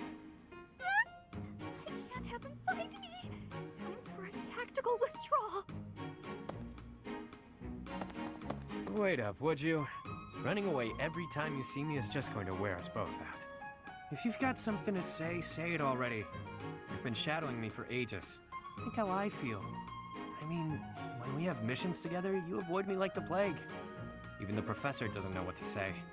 I can't be around you, Yuri. It's just not doable. I know what my father did to you. It's all just too overwhelming. I thought you died. You thought I had, but I hadn't. I was halfway to my grave, but I survived. Halfway? Then that means the half of you that survived is gonna seek revenge on me! I was half dead, sure, but that really meant I was able to get out with my life. If I was to seek revenge, it would be on the Count, not you. When I'm looking to make things even, it's all or nothing. You wouldn't be standing here talking to me right now if I targeted you. If not here, then where would I be? At the bottom of a ravine? I wouldn't push you off a cliffside. Maybe you'll tie me to a big rock and drop me in the ocean. Is that it? You're gonna turn me into fish food. I knew it! What are you going on about? Mercy! If it has to be a watery grave, please just drop me in icy water so I freeze instead of drown! Kid's got issues. Well, I guess I'd better tell her everything.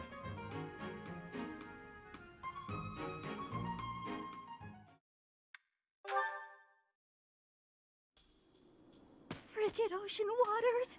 I can feel them already! Calm, calm.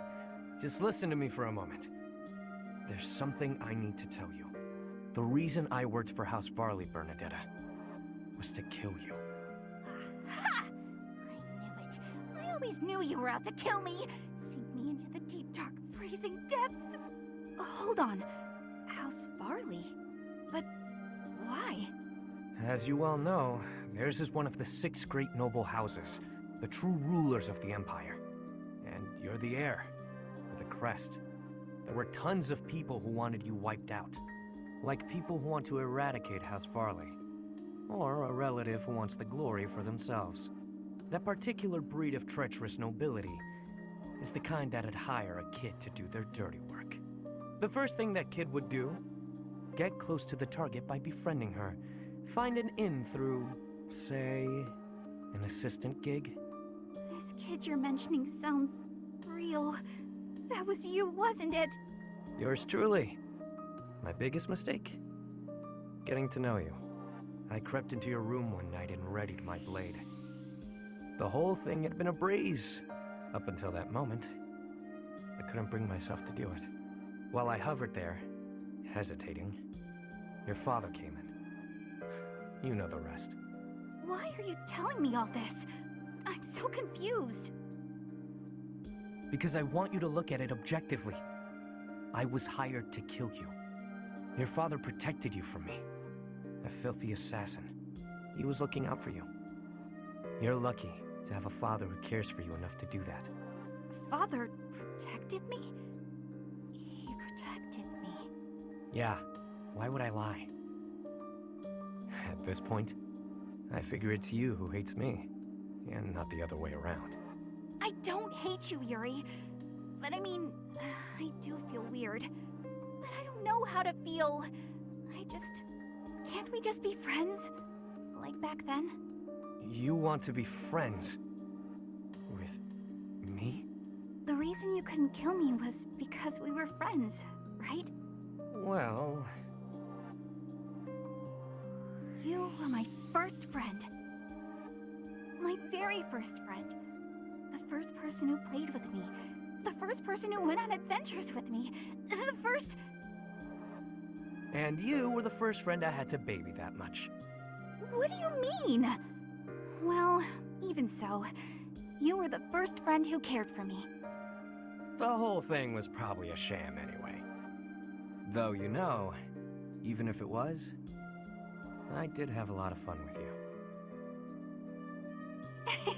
I knew it!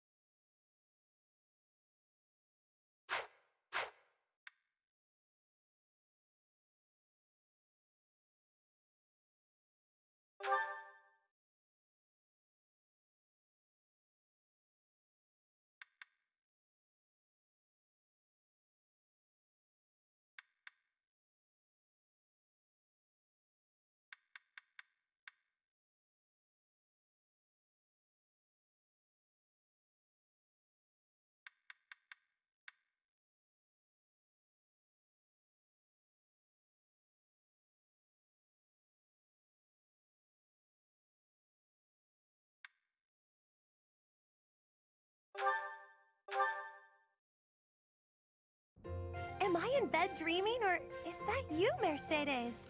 How serendipitous it is to see you again! Yes, and here we are. You were so small when I saw you last. How you've grown. I cannot express how worried I was to hear that you had left House Bartels.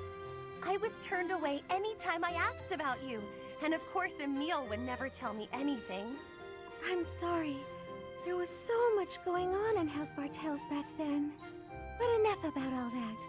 How are you, Constance? I hear you've had hardships of your own. Indeed. House Nouvelle is no more, and I went alone to the School of Sorcery. Oh, you went to the Royal School of Sorcery? Just before I began at the Officers' Academy, I was studying there as well. You were? It must have been after my graduation in 1177. That was the year I enrolled. We probably just missed each other. No! You mean to say that if I had stayed a trifle longer, we could have been reunited sooner? It seems so. Ah, dear Constance. When we were little, I thought of you as my little sister. But now that you've grown up, I think our roles might be reversed. I'll be looking up to you now, and maybe even asking for your help sometimes. You'd ask for my help? I never thought I'd see the day. And yet you're seeing it. You know, I had another friend at the school. Her name is Annie. Why don't we all have some tea together? I'm sure you two would really hit it off. You must mean Annette. Yes, I would welcome the chance to have a long chat with her. I'll prepare the tea straight away. Oh, no need to rush. The tea isn't going anywhere. Don't be ridiculous. Time is always of the essence. Why put off for later what I could? Constance, I wonder what's the matter. Did something happen? Mercedes, sharing your precious time with me is perhaps more than I deserve. What do you mean? Why sit with me when you could share your tea time with someone else? I shall instead stand and serve the tea, though if my presence still proves to be a burden. Goodness, of course it isn't. Are you feeling all right? My feelings are immaterial. Pardon me while I fetch the tea leaves at once. Until a moment ago, everything seemed all right. Why did she change so suddenly? I'll have to ask her what's going on.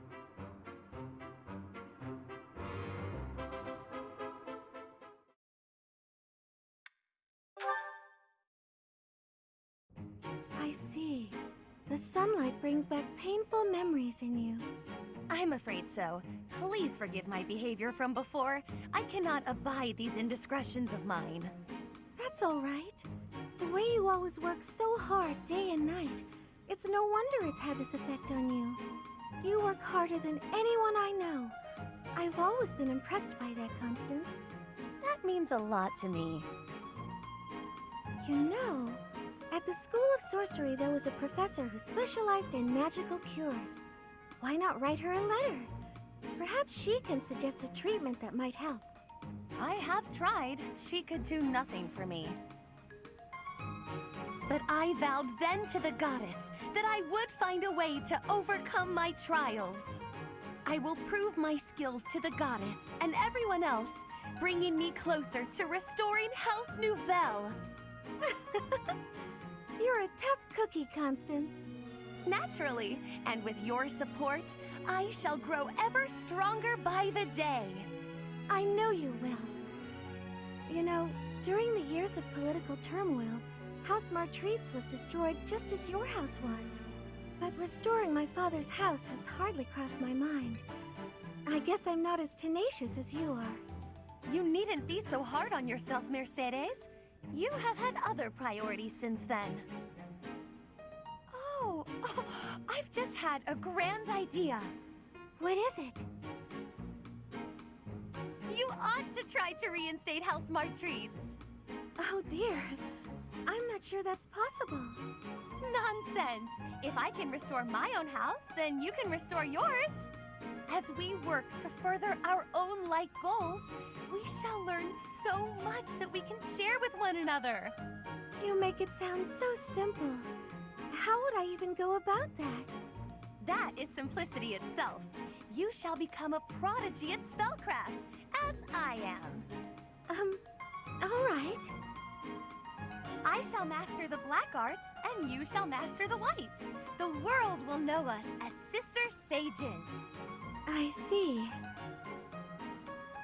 Our names shall ring out across Fodlan, earning us the titles we rightly deserve. I hope you won't mind me saying so, but this plan seems to have gotten a bit far-fetched. Oh no! Not if you join me, Mercedes! Where one may fail, together we are bound to succeed! She has such big plans, perhaps too big. In that way, at least, she's exactly the same as when she was little.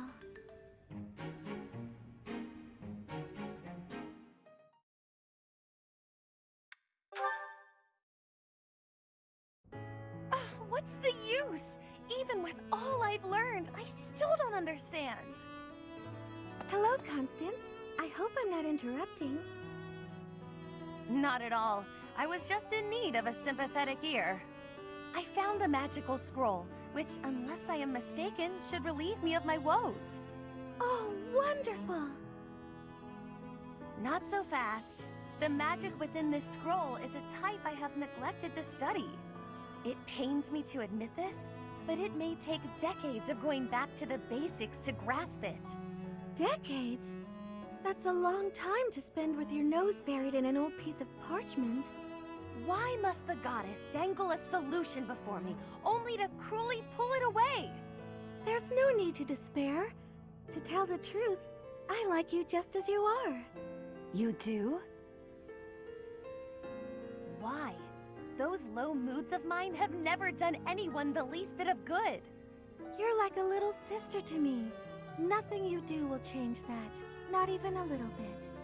Really? Of course, you're my sweet Constance, and I like you just as you are. I see. Perhaps my moods are not the great burden I thought they were. Oh, I'm sorry. I didn't mean to pressure you. No matter what decision you make, I support you. I felt no pressure, I assure you. It's more that I feel embarrassed to have been embarrassed. I'd put so much effort into finding a magical means to alleviate myself that it never occurred to me that maybe all I needed was to accept myself. What will you do with the scroll you found? Oh, I'll I'll continue to research it, for research's sake if nothing else, but I may have no need of it. It's not as if these moods of mine have ever hampered my efforts to restore my house. And I am as a sister to you, no matter which face I present, yes? Nothing, no mood, no foe, no obligation, will keep me from honoring my sisterly duty to protect you. We can protect each other. Good. It is settled. Now we can begin the hard work of reclaiming our titles. Absolutely. We'll become sister sages and restore our houses to their former glory. You understand the plan perfectly. If we walk this path together, it can only end in triumph.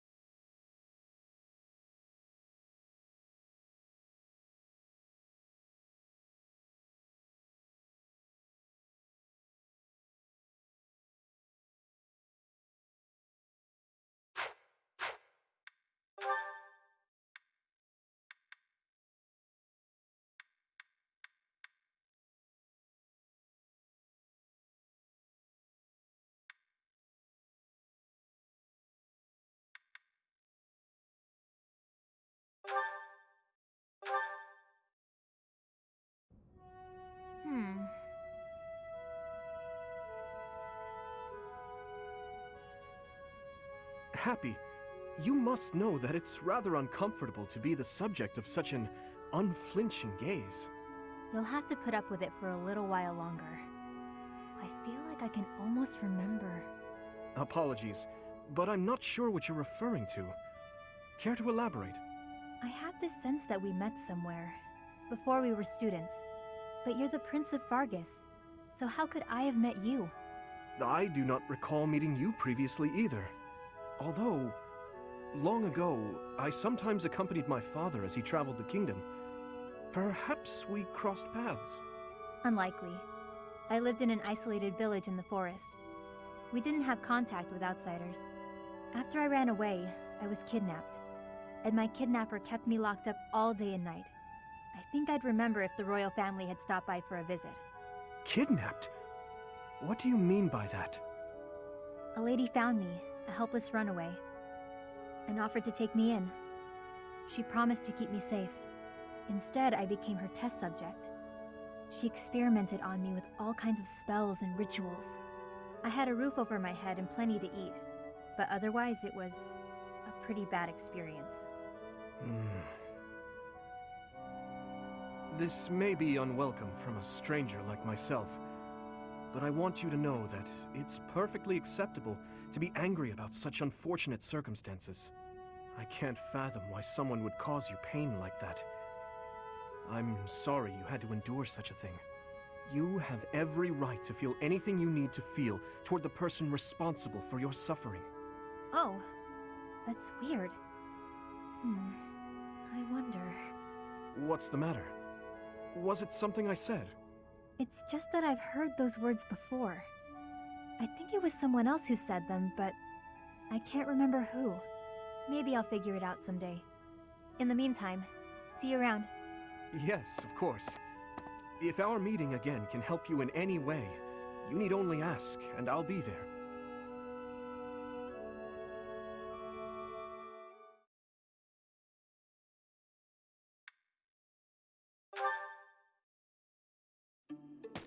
I did not expect to see you here, Happy. I get the feeling that you didn't come for training. Listen up, Dee Dee. I remembered something. Remembered? Ah, does this have something to do with why you were staring at me earlier? Not ringing any bells. I stare at people all the time. Anyway, do you know Anselma? Anselma? Yes, of course. But how do you know that name? That is what my stepmother was called in the Empire. In the kingdom, she was called Patricia. Oh, so that's what it was. I see now. What a relief. It was really sticking in my craw. Well, now that that's all settled, I'm off to bed. Just one moment. You may understand, but I most certainly do not. How did you know my stepmother? She used to visit all the time. I think she was friends with the lady who kidnapped me. Friends? Are you sure? I heard the lady helped bring her to the kingdom, but I don't really know the details. Anyway, when Anselma saw how I was being treated, she got angry, just like you. You remind me a lot of her, actually. Are we really that much alike? I'd say so. Come to think of it, you greet people in the same way, hold a book in the same way, you even get angry in the same way. It's uncanny. I share no blood with my stepmother, but to hear you say that, it pleases me greatly. She was the one who raised me. I suppose it makes sense that we would share certain mannerisms. To think that the person you mentioned was my stepmother is baffling, to say the least. What do you mean? For all intents and purposes, my stepmother was completely cut off from the outside world. Suffice it to say, few knew that my father had taken a second wife. Sounds complicated. I can keep my mouth shut if you like. I would very much appreciate your silence on the matter. But thank you, truly, for all that you said. Truth be told, the union between my father and stepmother has given rise to much speculation. But for now, what's truly baffling me is the identity of that lady you mentioned. She welcomed my stepmother into the kingdom after she fled home due to political strife. No, I must stop this. It's time to put an end to this discussion. Baseless speculation will get me nowhere. Oh, come on. I finally felt like I understood, and then you go and say something cryptic like that. If I can't sleep tonight, I'm blaming you. Well, if that happens, come back here and I'll keep you company. I'll be training a while yet. I wonder, could Happy's captor truly be her?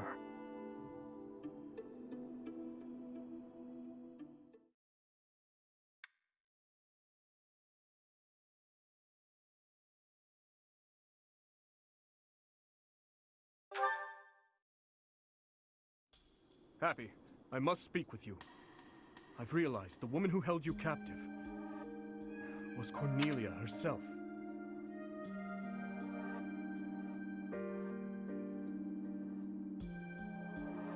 Oh, yeah. Good on you for figuring it out. You're a little late, though, considering she's dead. How are you feeling about what she said, by the way? You seemed pretty upset at the time.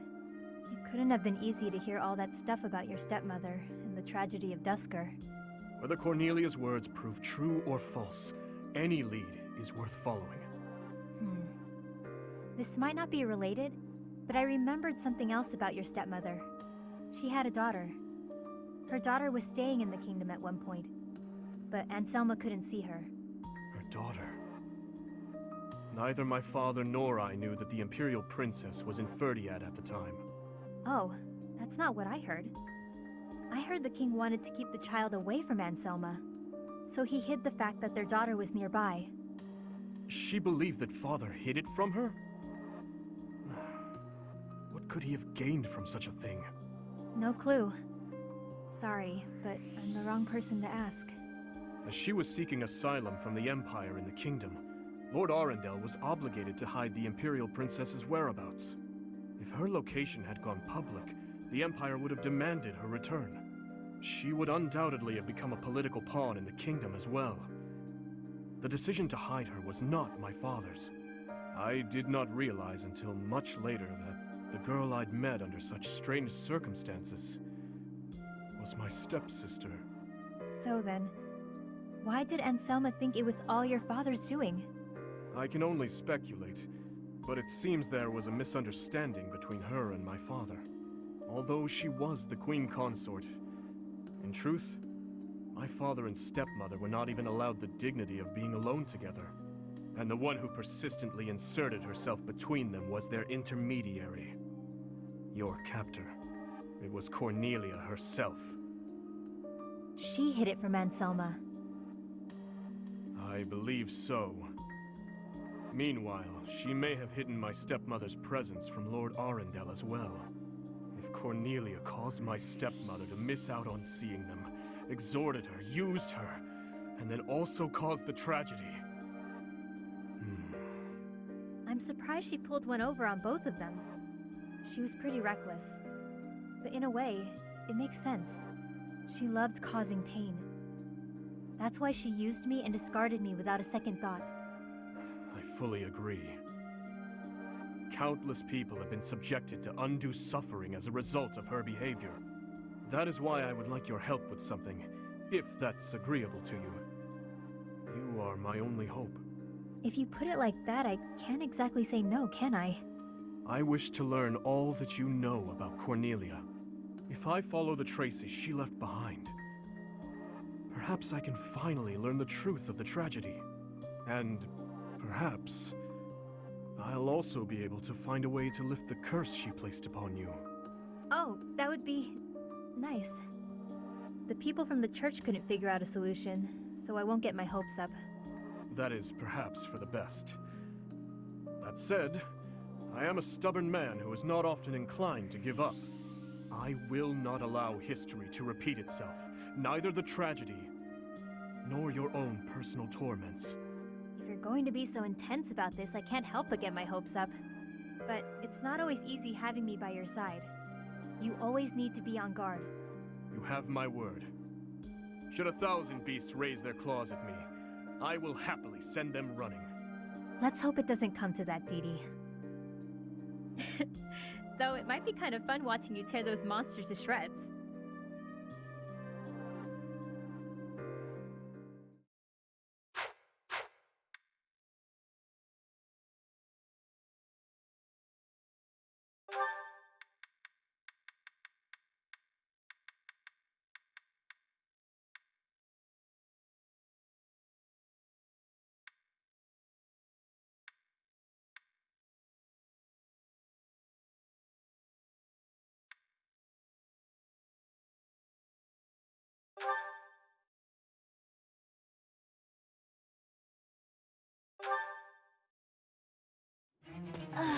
Training was exhausting today. Need some quick energy. Aha! Perfect time for my favorite candy! I won't make it back to my room without this sweet, sweet energy, and no one's around, so...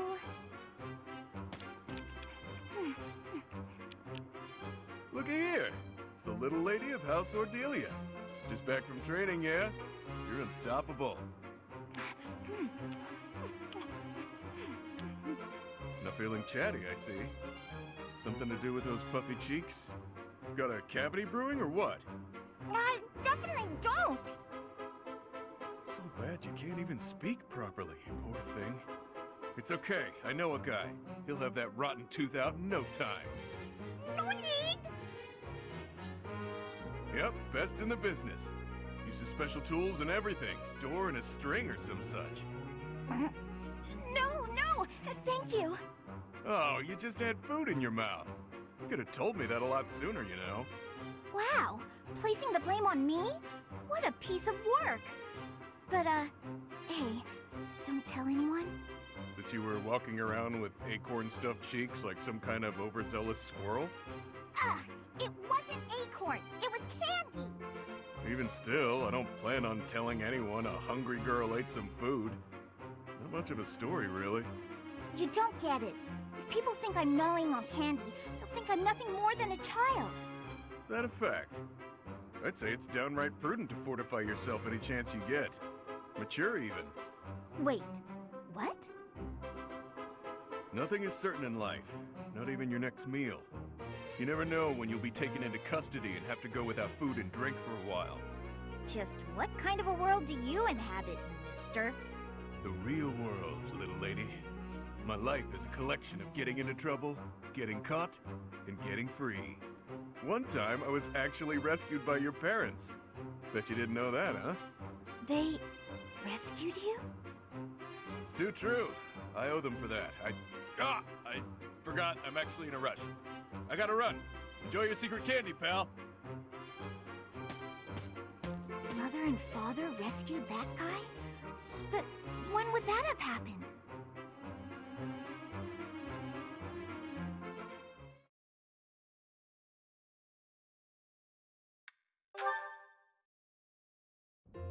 Balthus, do you have a moment? Well, well, it's the little lady of House Ordelia. What can I do for you?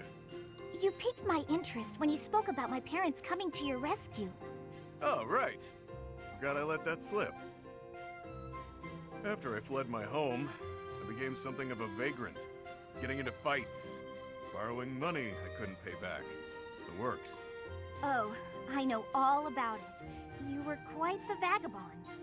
Wherever I went, I was treated like trash. Securing enough food to live on got harder and harder. It became clear that I wasn't welcome in Alliance territory, so I decided to head over to the Empire. My big mistake was stopping by the Great Bridge of Murden on the way. Just my luck, some jerk of a minor lord north of the bridge was on a hunt for the bounty on my head. Oh, that's awful. Would have been fine if I'd been alone, but innocent folks were around. Didn't want to endanger them. That's when I turned tail. I ran until I couldn't run another step, and found myself in Ordelia territory. I knew Count Ordelia from when I was still with my family's house, so it seemed like a decent option. I was hoping our history would be enough to secure a place of sanctuary, but no such luck. They refused to take you in? Yeah, I could tell there was some reason behind it. But they told me to get out as fast as I could. Ah, I imagine it was when the Empire was meddling with my family. We lived in shackles back then. Makes sense. Still, I'm grateful. They gave me food and distracted the Empire's cronies so I could escape. I was half dead from starvation, so that meal saved my life. No joke. Your family's the real deal. Just imagine what the Empire would have done to me. I can tell you it wouldn't have been pretty. I have no doubts. We weren't allowed contact with anyone from the outside. It was strictly forbidden. I see. Well, that's when I vowed to find a way to repay them. One day I'll do just that. And when do you intend to carry out this vow of yours? In due honesty, I don't see you as someone capable of carrying out vows right now, or even keeping your things together. Can't argue with that. It'll take me a while to repay that debt, but I will. Just you wait and see.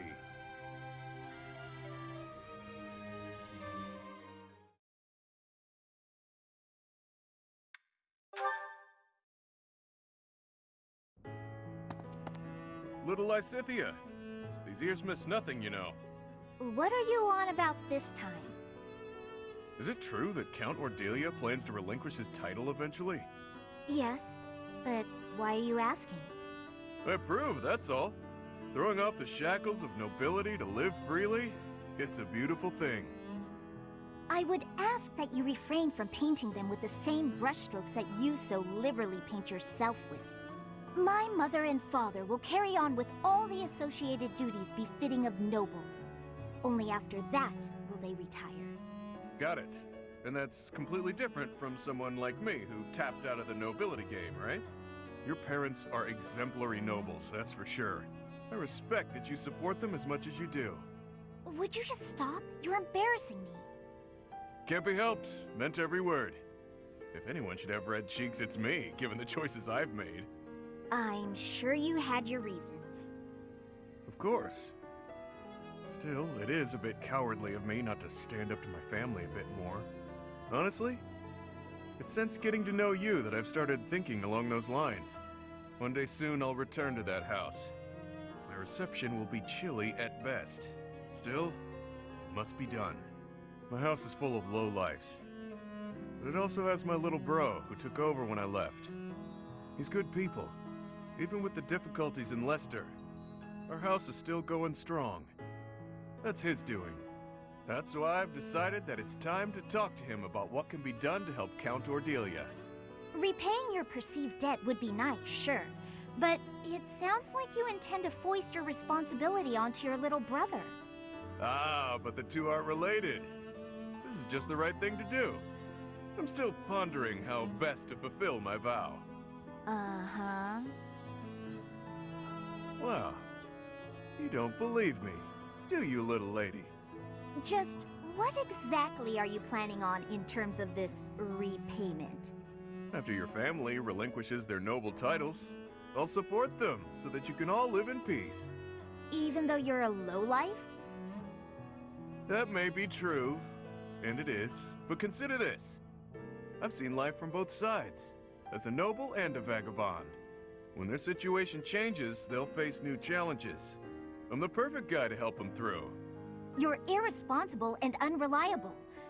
But clearly, you're not a bad person. And your support would be most appreciated. Just so you're aware, however, we have no means with which to pay you. So, are you sure you're still willing to follow through with this? I wasn't planning on doing this for a payout, but if you really insisted on a thank you gift, well, you could always accept me into your family. Then paying me wouldn't be a consideration. Excuse me? Just what are you insinuating? Don't think too hard about it just yet. I still have lots of debts to pay and affairs to settle. In the meantime, let's just stick close together. Yeah?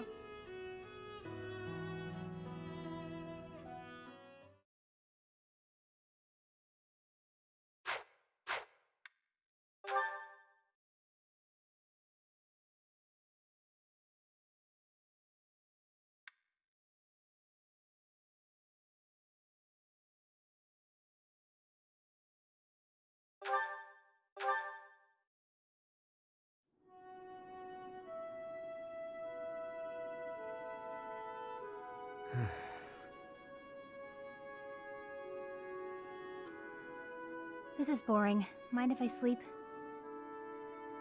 You know I won't care. Night Watch or not, it's still just for training purposes. Though, you'd likely get in trouble if someone sees you catching Z's. You wouldn't wake me if someone was here? Fine then, I won't sleep. Your call.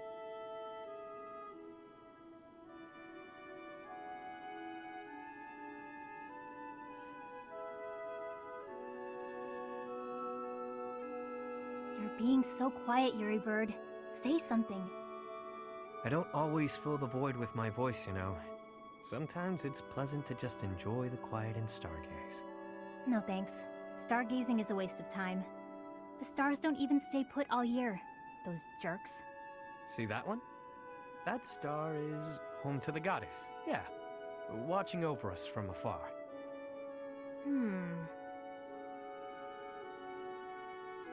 That's called the Blue Sea Star.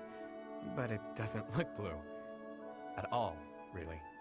Wait, no, hang on. Maybe it wasn't that one. But that big one over there, that's it. Isn't it? You don't know the first thing about stars, do you? No one ever taught you? Never, no. Well, the Blue Sea Star is really big. It stands out. Sometimes you can't see it at all. But other times, it's the brightest thing in the sky. Interesting. So then, which star was I pointing out just now? You might have to point it out again. Which constellation were you looking at? Let's see, it looks a bit like a cat. No, that's not right. Maybe more like a fish? Or a fishing rod. What? I'm serious. See, those stars there are forming a shape that looks very much like a fishing rod. Okay, sorry. But that looks nothing like a fishing rod. Or a cat. I'm surprised you know so little about stars. I thought you knew everything. Who do you think I am? The goddess herself? There's plenty I don't know. But I'm always aiming to learn more. I'm uncomfortable not knowing things. So, come on then, Happy. Teach me about the stars. That'll be a pain for both of us. As painful as sitting here idling, it's not like you're going to sleep at this point. Clearly you know quite a bit about them. Teach me. Fine. Look up there. To the north. Your other north. See that star? That's called the King's Right Hand.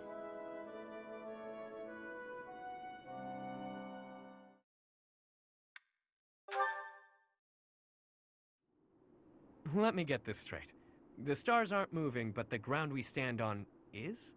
Yep, we're on a big round thing that's always spinning.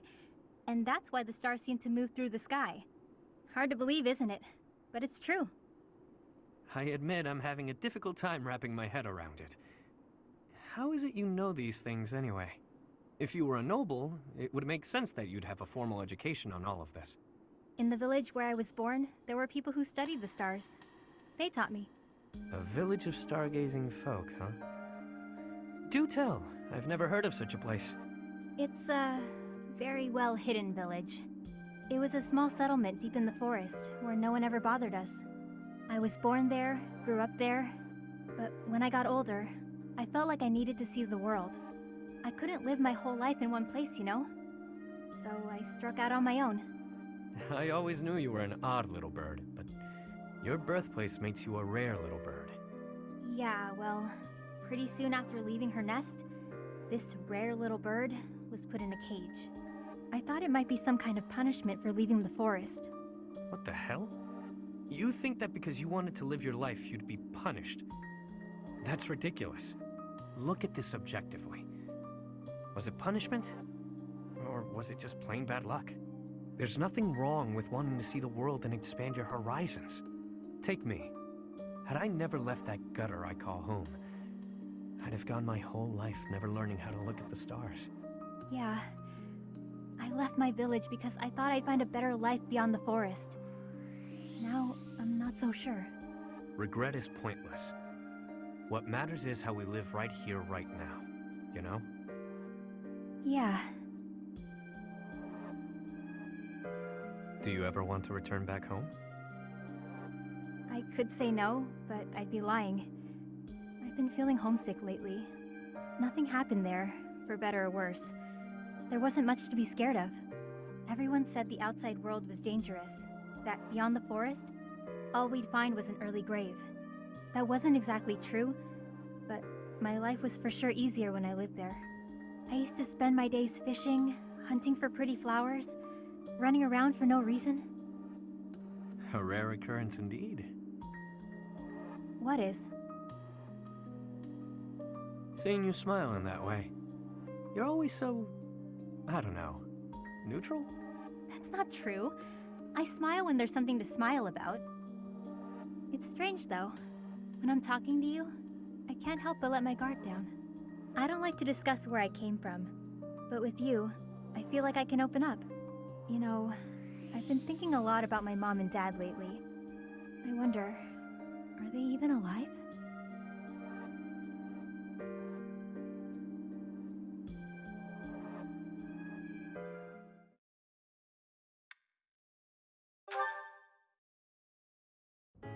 So happy. Are you going back home or what? That came out of nowhere. Haven't you noticed there's a war going on? I can't leave now. Hadn't noticed. Nope. Now that I have, will you head home once it's over? To check on your parents? No. Even after the war, I can't return. With my curse, I might destroy the whole village. I won't put them at risk like that. True. I want to say you could go there and everything would be dandy. The way things tend to shake out, though, it can be pretty hard not to sigh. What about you? You don't mind spending all this time away from wherever you call home? Can't say I've spent much time thinking about it. Maybe after the war's over. I've got plenty to keep me occupied. If I drop things and head home, my people will lose respect for me. I can't have that. I see. I know I should visit home at some point. It's been more than a decade since I left, though. They probably think I died. They might. All the more reason for you to go back. I know you're scared. But if you keep your visit brief, it'll work out fine. I don't know about yours, but my mother would want to know that I'm okay. I suppose I could stop by for a short visit. That might be nice. Still worried? I can accompany you. I'm sure you'll find some use for me. Huh? You know you'll be so caught up in my lively conversations, you'll have very little time for sighing.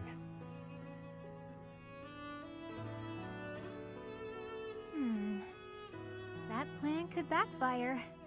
I might find the conversation boring, and then... That would never happen. I wouldn't allow for it. And on the off chance a beast does appear, well, that'll clear up your boredom pretty quickly, won't it? You've got a weird sense of humor, Yuri Bird. I like that.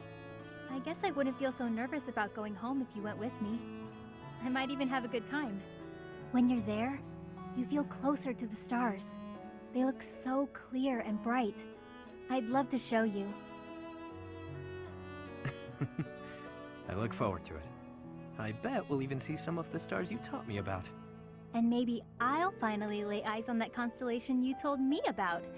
A fishing rod, was it?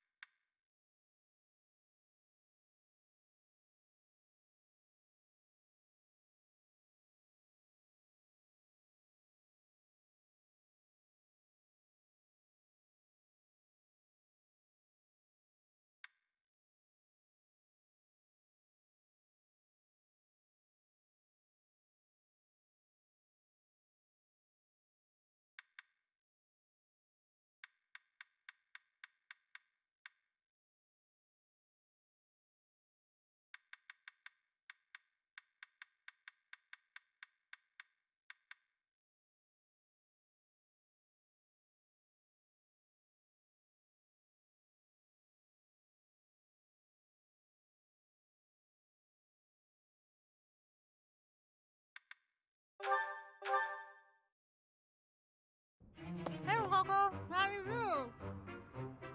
Happy! What in the world has gotten into you? Don't need to be jealous. There's plenty more around. Happy, it would be easier to understand you if your mouth was less stuffed. Kindly finish what you are eating and then say your piece. My pleasure.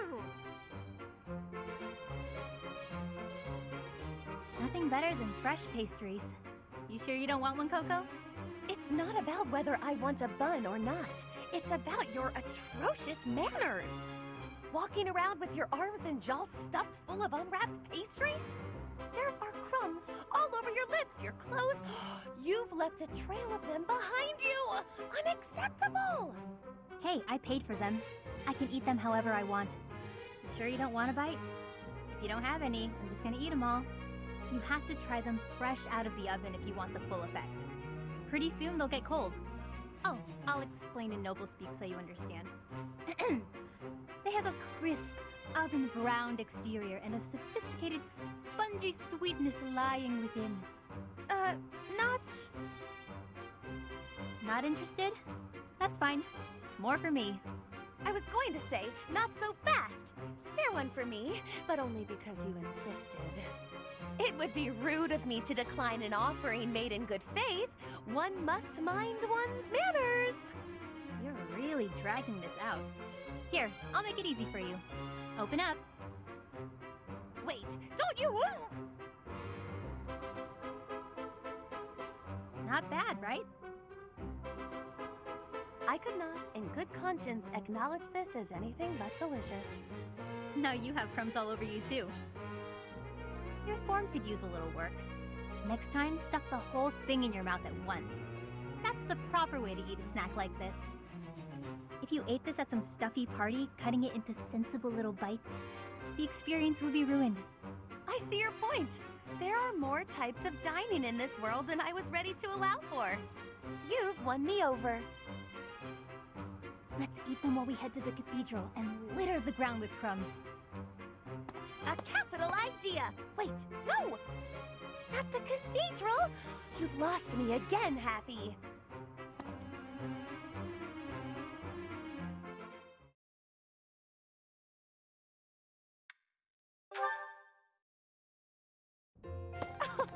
Thank you for going to such lengths to come see me, Happy. I live here, so it's not like I had to travel a long way. Do you need me for something, Coco? Need might be an exaggeration. Good, because I was just headed to bed. It's nearly sunset. Have a good night. Wait, no! Just because I don't need you for anything doesn't mean you may go. Need isn't quite it precisely. How to broach the subject nicely? Nice rhyme. Are you dabbling in poetry now? Don't be daft. Anyway, I need you for something. You could have just said that from the start.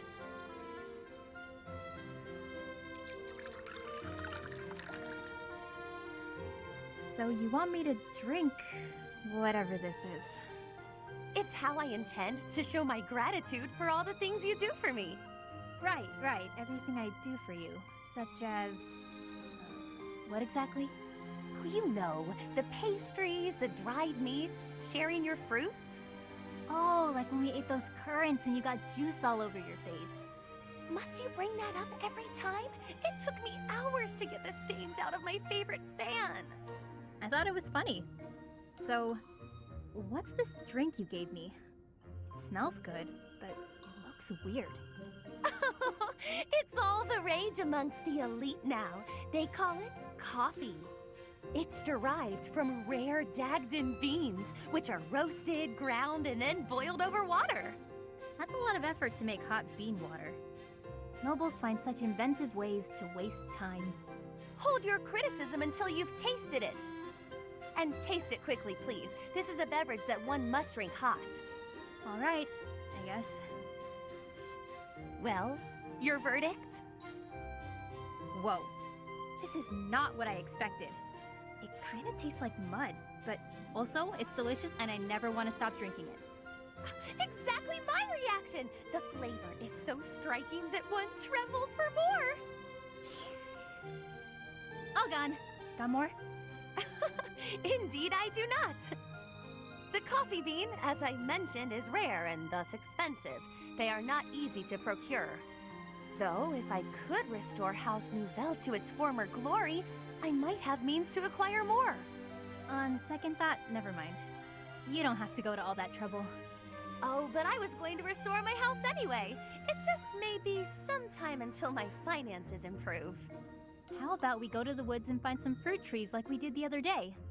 Fresh fruit might not be as fancy as coffee, but it's good enough for me. Come on.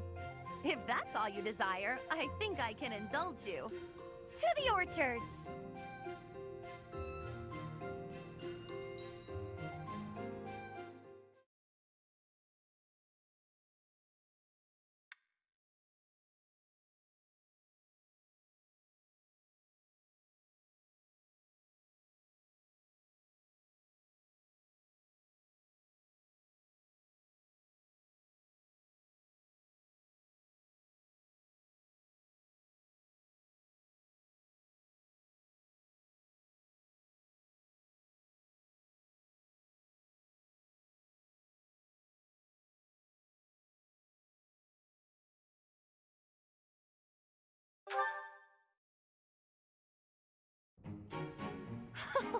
Delicious, is it not?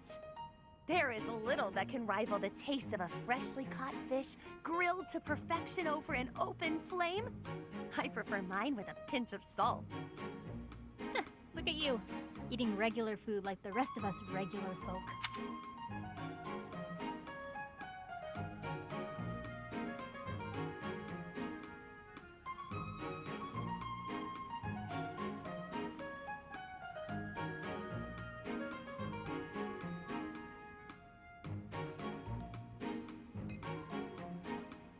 It's only temporary. A fish from the river is a coin saved at the marketplace. My project will require every bit of gold I can spare. Plus, there's a war going on. We've all got to save money however we can. Constance, what is that shabby meal you're eating with such lowly company? I suppose after all that's happened, she's given up on regaining her noble title. Probably for the best. How dare you! Would you two mind your own business? We're just trying to eat in peace. Did you hear that? It sounds like a stray cat is screeching at us. Oh dear, she's not using any silverware to speak of. She's just eating with her paws. I'd expect that from a commoner, but Constance seems to be doing the same thing. How humiliating. Oh, we're so vicious. Beating up on poor, pathetic Constance after all of her setbacks. What are you laughing at? Pardon my outburst, but I couldn't help myself after your ridiculous conversation. How I eat my fish has nothing to do with my status. In fact, I shall vow one thing now. When House Nouvelle is restored, I shall bite into a whole fish thrice weekly. Pardon? Moreover, Happy is a dear friend. I won't permit you to call her a stray cat or anything so insulting. We shall continue to remain steadfast friends, even after my title is restored. And how soon do you expect that to happen? We both know that if she carries on with such disgraceful behavior, she won't restore her house anytime soon. Well, for the upper class, those two seemed rather classless. What just happened? Oh, I knew them of old. They were Callow noblewomen from the School of Sorcery. No, I mean, you said that I'm a dear friend. Did you really mean that? Hmm? Oh, one says all sorts of things when one feels like being cruel. But yes, I really meant that. Even when I am a noble once more, I expect you to keep me company well into my dotage. Of course, Coco. Won't be easy getting rid of me.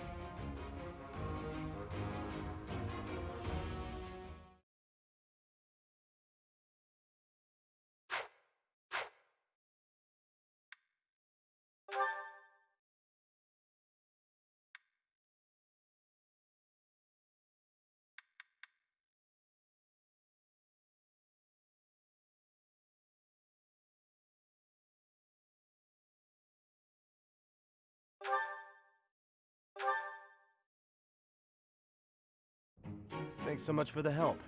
We should be able to manage on our own from here. I'm glad to be of use. If there's anything else you need, come find me anytime. Well, well. You seem to be pretty chummy with the knights. Chummy? I suppose. Really, I was just helping out with some equipment repairs. For an assignment or something? No, it just looked like they could use a hand, so I lent one. To me, it looked like they were using you for some unpaid labor. Unpaid labor? I helped them because I wanted to, Happy. I wasn't expecting to be paid. It's like when you help us with our assignments. We don't pay you for that, do we? Like I have a choice. Can I give you some advice, Freckles? Don't support the knights, the church, any of them. All you'll get in return is a knife in the back. Isn't that a little dramatic? You really don't need to worry about that with most people. You're naive. Those two-faced buffoons exasperate me so much I can hardly help but... Oh, hey! That reminds me of a great story. You have to hear this one. It's called, oh! The Luna Knight's Tale. Yeah, I think you'll love this. On second thought, maybe a story about a knight isn't what you want to hear right now. You know, the knights in stories aren't like the ones in real life. Unless the Luna Knight is a liar who does terrible things. No, of course not. The Luna Knight is the hero of the story. She's from an offshoot of House Blathet, marries into House Regan after the Crescent Moon War. In peacetime, she sets aside her weapons and devotes herself to giving wise counsel to her husband.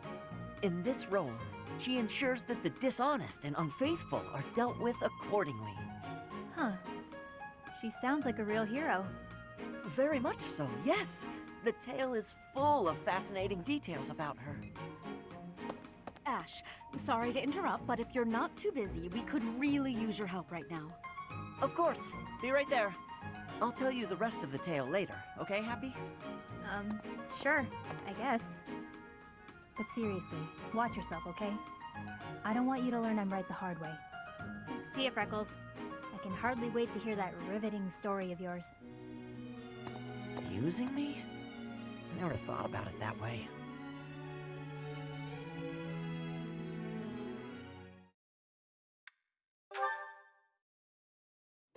Happy! I've been looking everywhere for you. What's going on? Something urgent? Oh no, but I promised to tell you the rest of the Luna Knight's tale, remember? Huh. I've forgotten all about that. If you really want to tell the story that badly, I guess just go ahead. Okay, I will. Do you remember where I left off? Well, you were telling me something about how the Luna Knight was hard on liars and cheaters. Right. So her husband, Duke Regan, turns out to be a bit of a libertine. That's hilarious. My favorite part was when she caught her husband in the act and tossed him out the window. I thought tales about knights were supposed to be straight-laced, but this one's raunchy as heck. I'm glad you enjoyed it. Usually these tales are pretty serious. But sometimes in a serious story, you need lighter moments like that to connect to the characters. It helps to see that even these great heroes made mistakes now and again. Just like us. You're so trusting, Freckles. For some reason, I find it endearing. But you shouldn't take something at face value just because it's written down. The truth is, knights do plenty of things that aren't heroic at all. Things that hurt people. You're not wrong. Some knights do terrible things. That doesn't make the great ones any less worthy of honor, though. What about knights who have died taking a stand against the church? Would you call them great? That's complicated. Or what about the knights who put me in Abyss, promising to release me from my curse? When they couldn't, they left me there out of fear for what I might do. Does that sound honorable to you? Happy... I'm so sorry. Sorry. I can't help but say nasty things. Got any more stories for me? Maybe another racy one? Yes, actually. I came prepared with the most, racy ones I could find, in case you happen to ask. Of course you did. Let's hear one then.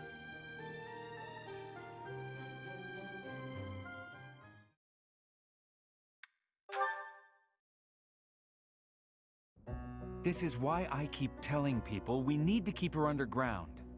It's a miracle that no one was hurt. Next time, we may not be so lucky. What makes you so certain this incident was caused by her sighing? It seems unfair to cast blame until you're truly sure. Isn't it obvious? A horde of monsters appeared out of nowhere and attacked us. Uh-oh. You guys are talking about me, aren't you?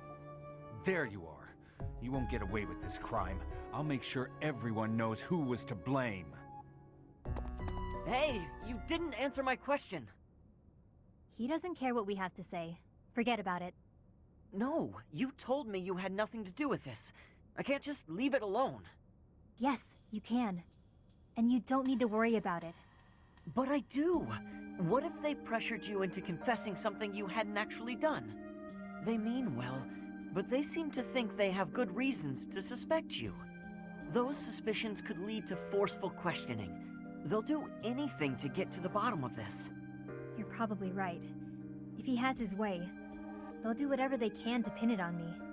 What about you? There isn't some part of you that agrees with that creep? No. I know you don't sigh unless you absolutely can't help it. You would never endanger people like that unless something pushed you over the edge. I know this wasn't your fault. You said as much, and I believe you. That's sweet. But unfortunately, your conviction isn't good for much on its own. We have no proof. Then we'll find proof. If you didn't cause it, then something else did. We just have to find out what. I'll investigate the site where we were attacked. There could be a monster nest nearby. You're so darn trusting, Freckles. For all you know, I could be lying. Your commitment to honesty is as strong as mine. You'd never turn your back on our common bond. You're just like the Luna Knight. Hey, come on. I was being serious. Sorry, I'm not laughing at you, I promise. I guess part of me was hoping to meet one of those storybook heroes. Now I finally have. If that's how you feel, then I'm going to live up to it. I'll do my best to make sure you never sigh again.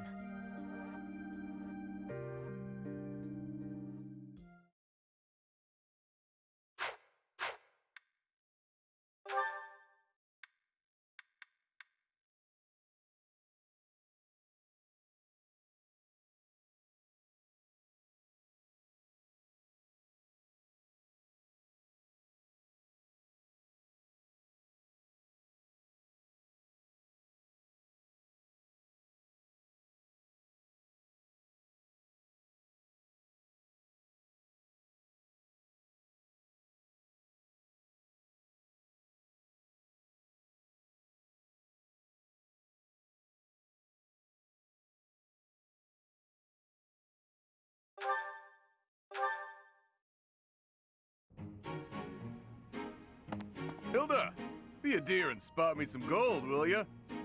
Slow down, Balti. You can't be asking for money without so much as a hello. You're kidding, right? Kidding, yeah. Thing is, I was deadly serious. I don't joke about matters of gold. Your request is denied. You didn't used to be like this, you know. I get the feeling you don't mean anything good by that. But come on, I'm the same as I ever was. No, you used to be dependable. Like that time in the woods near Fodlin's throat. You remember? Thinking. Are you sure that was me? Yes. I had told Holst I wanted to go on a walk in the forest. Holst never could tell you no. Few can. Anyway, when the three of us got there, a horde of monsters appeared. I started wailing. Then what happened? My brother started hitting one of the beasts with a wooden sword. You hoisted me over your shoulder. Holst told you to get me to safety even if it killed you. So you ran the whole way from the forest to the estate with me on your back. Ah, I remember it now. Toughest run of my life. I was so exhausted I threw up about a month's worth of lunches afterward. And then you turned right around and started running back. You said, I've got to save Holst. A good thing, too. Holst was moments from winding up in that thing's stomach. Had to slam into it, then Holst and I kept punching till the deed was done. Truly a fight to remember.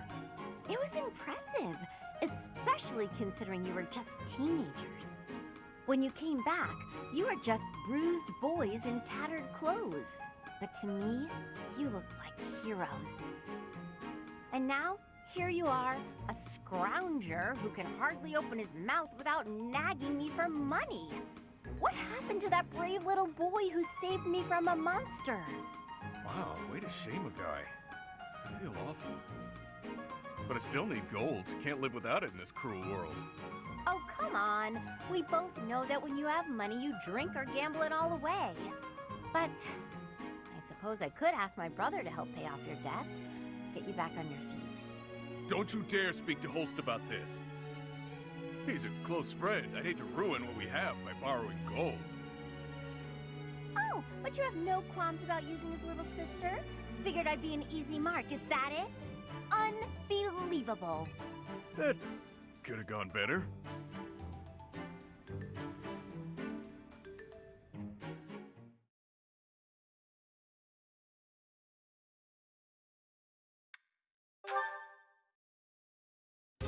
Whoa! Easy there, big guy. I'm fragile, you know. Stand back, Hilda. I've got this. Whew. Thanks for the help, Balti. Are you okay? What, this? It's nothing. Oh! Ouch! You didn't have to do that, you know. I didn't ask you to get yourself beaten up. If I thought I might have to break a sweat, I'd have gotten out of there myself. I know, but I can't help but worry when I see you in a tight spot. Holst told me to keep an eye on you and all. It's the least I can do. Huh. I didn't realize you were still in touch with my brother. No, this was ages ago. Told me if anything happened to him, it was up to me to look after you. What could possibly happen to Holst? He's indestructible. True, but what would he think if I let you get hurt when I could have saved you? Not on my watch, pal. Ha! Good point. He'd kill you. It's a real concern. I may be the renowned king of grappling, but I still wouldn't want to take on Holst. He'd tear you to pieces. But if you did get killed trying to protect me, Holst would be crushed. Not as crushed as if something happened to me, but still, he'd be broken up about it. Maybe so. But in that case, at least he wouldn't think I'd messed up. As much as I believe in Holst, he also believes in me. Because of that, I won't ever let him down. And on that note, even if you think I'm in over my head, don't worry about it. I'd like for you to believe in me too. I can't stop worrying about you on command. That's not how worrying works. Fair. But I do what I do because I want to. If it lands me beneath the dirt sooner than later, well, save your tears for my funeral. Ugh, I hate when people talk about death like it's no big deal. Try to keep your stupid heart beating, all right?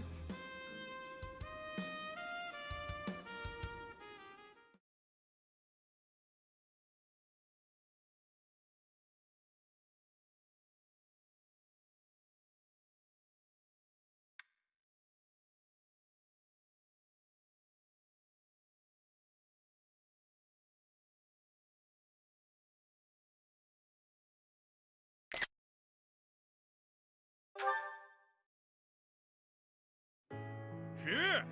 Here! Huh? Balti? Still training at this hour? How unexpectedly diligent of you. Ah, Hilda! How are things? Anything of note to report? No? I'm not sure what you mean. Oh, I don't know. You haven't been approached by any lovelorn goons lately, have you? Now that you mention it, it's been a few days since any guys have flirted with me. Fantastic! They got the hint. Whoa, wait a second. Are you pulling some weird prank on me? Of course not. I'm just doing my best to keep my promise to Holst, that's all. Oh, not this again. That was ages ago. I'm sure my brother's forgotten all about it. Dead wrong, pal. I actually had the chance to see him recently, and he had a new request for me. What? He told you to get rid of any guys who show interest in me so that I stay his innocent little sister forever? That sounds more like Sedith than Holst, don't you think? Fair point. What was the request? Guys here have the gall to consider you a potential bride. It's my job to test them, see if they're worthy. I don't like where this is going. Since Holst isn't here to do the honors, I've spread the word that nobody is fit to marry you unless they can defeat the great king of grappling in a fight. What? That's exactly the same as getting rid of them! How so? It only eliminates the guys who are dumb enough to take up the challenge. No one is that dumb. No one around here thinks they can beat the stupendous king of grappling or whatever. That's why I leveled the playing field by allowing sneak attacks. Plenty have already tried their luck. One guy actually tried to strangle me in my sleep. Wow, a sleep strangler. He sounds like husband material. And that's why I've been training so much. Can't let you end up with some weakling after all. This is madness! If you keep getting stronger, there won't be anyone who fits the bill. True. You could spend your whole life searching and never find a match for Balthus the Great. The only people who stand a chance are Holst and me. To prove that you're worthy of my hand in marriage, you're going to fight yourself? I always knew I was my own worst enemy. One day I'll finally meet my equal in battle. Me. So you're going to punch yourself out? Is that your idea of a romantic gesture? When that fateful day arrives, Hilda, I want you to know that I intend to keep my word. Huh. A girl could do worse, I suppose.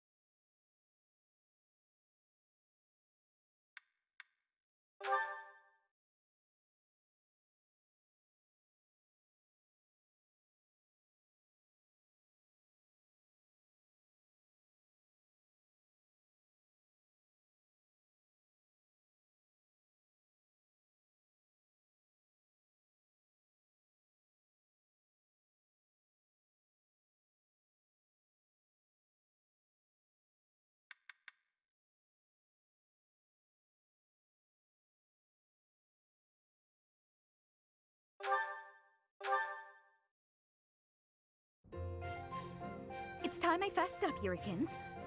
I saw the whole thing. What was it you think you saw? It looked like you were singing to the children in the alley out back. And may I say, you were fantastic. Your performance hit me right in the heart. That was a song from Mittelfrank's Imperial Capital show, right? Ah, the good old days. You must have come back night after night if you remember it that well. Perhaps a few times. I remember well how you looked upon that stage. You were the talk of the capital among all the nobles. Unsurpassable? Yes, that was it. It's hard to believe I'd run into that unsurpassable songstress in a place like this. Luck is on my side, as ever. I couldn't convince you to sing tenor yourself, hmm? You're talented enough for it. What are you getting at? Is this an invitation from the mystical songstress herself? Male virtuosos are hard to come by. Would-be divas are a dime a dozen, but men? Not so much. And they have to be talented. As good as I am, which is very talented indeed. I think you have what it takes. If you're interested, I can... Sorry, but no. No way in hell am I ever doing that. Goodness. You could have stopped at no. I can't think of anything more wretched than getting up on a stage to sing in front of a bunch of people. You didn't seem to mind singing for those children. The little ones weren't feeling well and couldn't sleep, so I sang them a lullaby to help.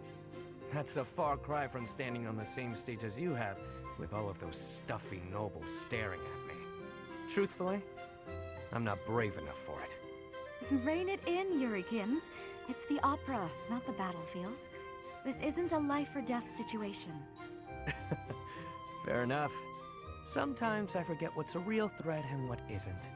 But I must ask you to never bring up singing again. Not to me. Not if you want to keep things amicable between us. How can someone that good at singing hate it so much?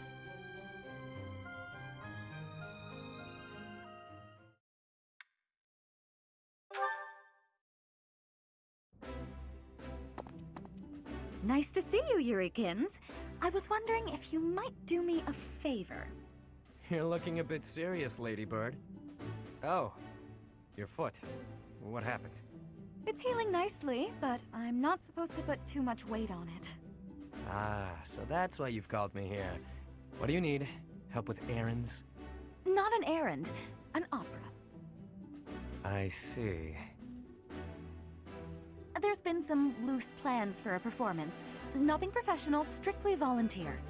I signed up to take part as one of the main roles. And then this happened. The professor told me I should bow out just to be on the safe side. Makes sense to stay off your feet while you heal.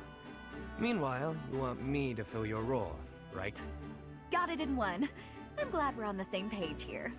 Surely someone else is up to the task. Professor Manuela, for example. Already tried. Trust me, I wouldn't ask unless I was desperate. I knew how much you'd hate the idea. Aside from hating it, I also wouldn't remotely sound like you do. Oh, don't worry about that. Most of our audience won't be able to tell the difference. The crowd's going to be a bunch of down-on-their-luck children that the monastery's taken in.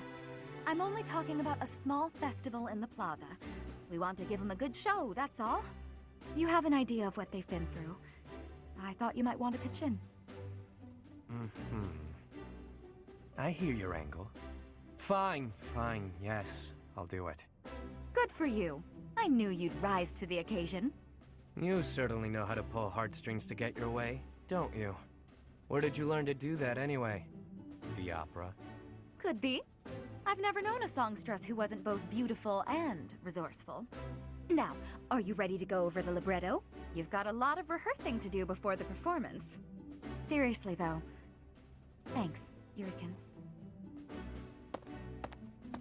Yeah.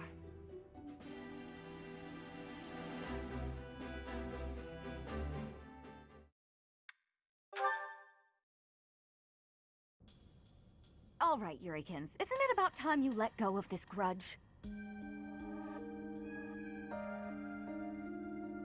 I'm sorry I dragged you out onto the stage, but I can't believe you're still holding it against me. I bear no grudge. Then why do you get this stony look and face the other way anytime you catch a glimpse of me? Oh, Ladybird. Truth be told, when I see you, it reminds me of my own self-loathing, of my past. Huh. I didn't know you were carrying something like that. You rose up from your hardships and became the lead singer for a prestigious opera, all on your own, while I made my way through the world by licking the boots of wretched nobles, watching you on stage from the sidelines. It wasn't until recently that I felt a real sense of accomplishment in my life.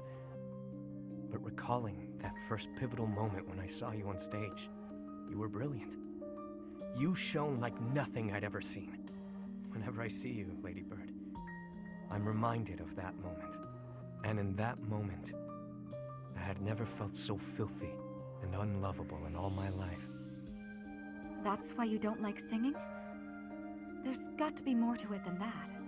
Back then, the Imperial capital was swarming with disgusting nobles, all of them vying for your attention, for the love of the Dorothea. Many were willing to compromise with an inferior substitute. If they couldn't have you, perhaps someone else was capable of singing just as sweetly. You do what you must to chase your dreams. You say it left you filthy and unlovable, but my life didn't leave me unscathed either. There's not much love left in what I do. There was once, of course. As a child, I lived for singing. No matter how hard times got, I always had that. I counted myself so lucky to have met Manuela and joined the opera. But the more I sang for a living, the less certain I was that I loved it anymore. You're a tricky one to assess. I can't tell if you're too wise or too naive for your own good. Whether or not your heart's in it now, you certainly didn't appear to hate it back then. I'd never seen you beam so brightly, as you did when you helped me train for the performance. You might be onto something. I felt genuinely happy in that moment. You just lost your spark for singing. Nothing more. It's how I feel about it in a way. How about this? Why not join an opera that doesn't have dealings with nobles? That's a great idea, actually. We'll start something new together, you and me. I don't know about all that now. The world is full of people who fell through the cracks just like us. We'll take them in whenever we can and aim to become Fodlan's premier opera company. I can't remember the last time I was this fired up.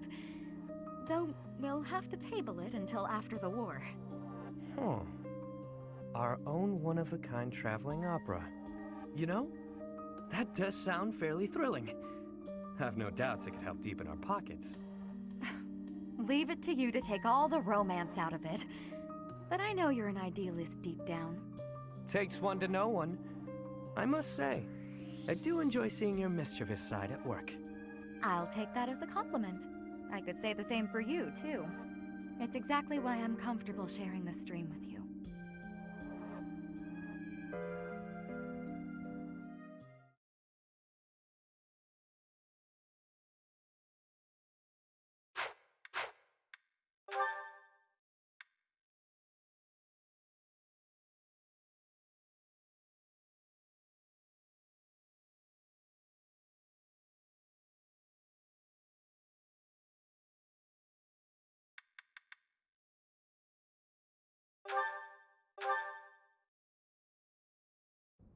Well, well, look who it is. Emile, it is you, isn't it? Are you feeling more talkative than when I saw you last? Do not call me that. Oh, look at you. From professor at the Officers' Academy to an Imperial General. Though you seem idle enough now, might you spare a moment for a proper apology? Could you not have even informed me when dear Mercedes left House Bartels? To say nothing of the scandal you caused. Granted, I can hardly blame you, that family being what it was. But did it never occur to you that I ought to have been consulted? We've only known each other since childhood. Such callousness, such rank insensitivity. Emil, are you listening? You think you can escape? I won't be denied this time. You may think yourself skilled with a blade, but remember that my spell work is peerless. Dealing with you would be no more than a murmured word and a flick of a finger. Restrain yourself, Constance. I am the model of restraint. On the contrary, Emil, it is you who insists on being so. I said not to call me that. You know I've not slipped from using General Euritza in public, and this is the thanks I get. You've always been the sort to keep your own counsel and let others draw their own conclusions. Would it kill you to be silent for once? Emil, stop! This isn't over!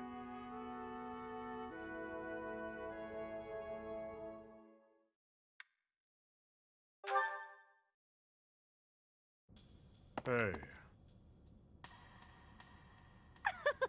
Did you send for me, Emil?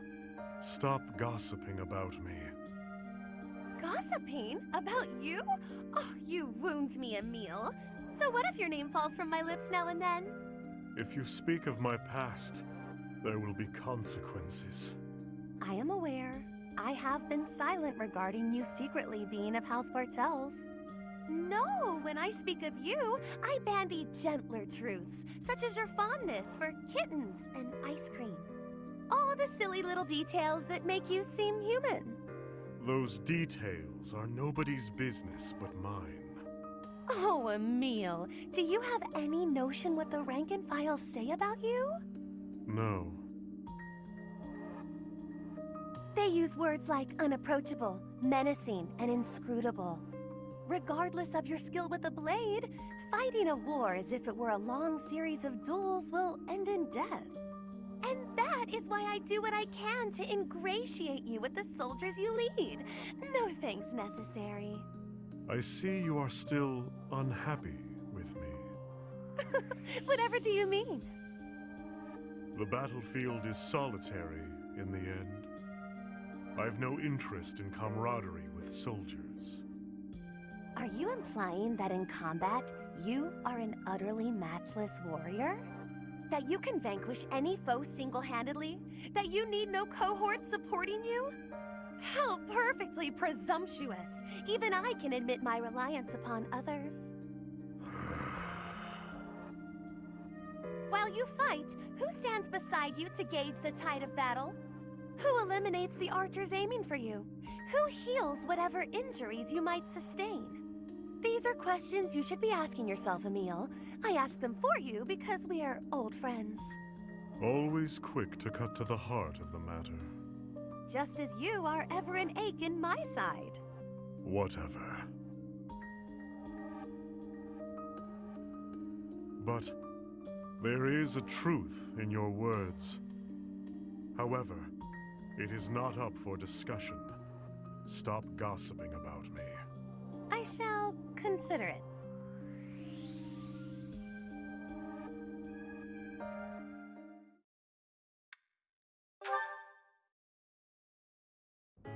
I must thank you, Emil.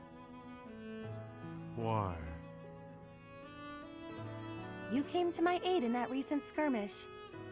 I loathe being in anyone's debt, so I brought you something as thanks. How it warms my heart to see you taking my advice about learning to work with others. I do not recall. You don't recall working with others? Or you don't recall coming to my aid? My memories from battle are always a blur. The creature that you saw is me, and is not me. That sounds perfectly meaningless, and yet, I may know exactly what you mean. That aside, this should serve to balance the scales between us. Here. This... It's the same variety of flower you would give to me. Those many years ago, I found it at a florist in town. Though I suppose your memory of those days isn't as sharp as mine. I remember this. I gave you a rose when Count Nouvelle brought you along on his visit to House Bartels. I used to tend to the roses with Mercedes and Mother in the garden. So you do remember. The garden of House Bartels did tend to make an impression. Mother and Mercedes were always so blissful when they spent time there. You picked a rose and gave it to me, like the knights in the stories. Your story took a tragic turn. Time has had its way with you. I thought the same upon seeing you. Your sympathy is noted. Of the two of us, only I could be said to have aged gracefully. That is not what I meant. We cannot go back in time. That was my meaning. Do not be so hasty. Anything lost can be regained. The garden may be gone now, but that will change once I have rebuilt House Nouvelle. You'll see when you walk into the grand rose garden I shall have planted in the center of the estate. You'll come and see it, won't you, Emile? You believe you are capable of that? With you assisting me, it is practically guaranteed. Is it now? Some will undoubtedly take forceful issue with the restoration. That's where you come in. What a privilege I am granting you to play a part in the return of my noble house. A smile spreading across your face? Now that is a rare blossom indeed. Only when in the company of a select few.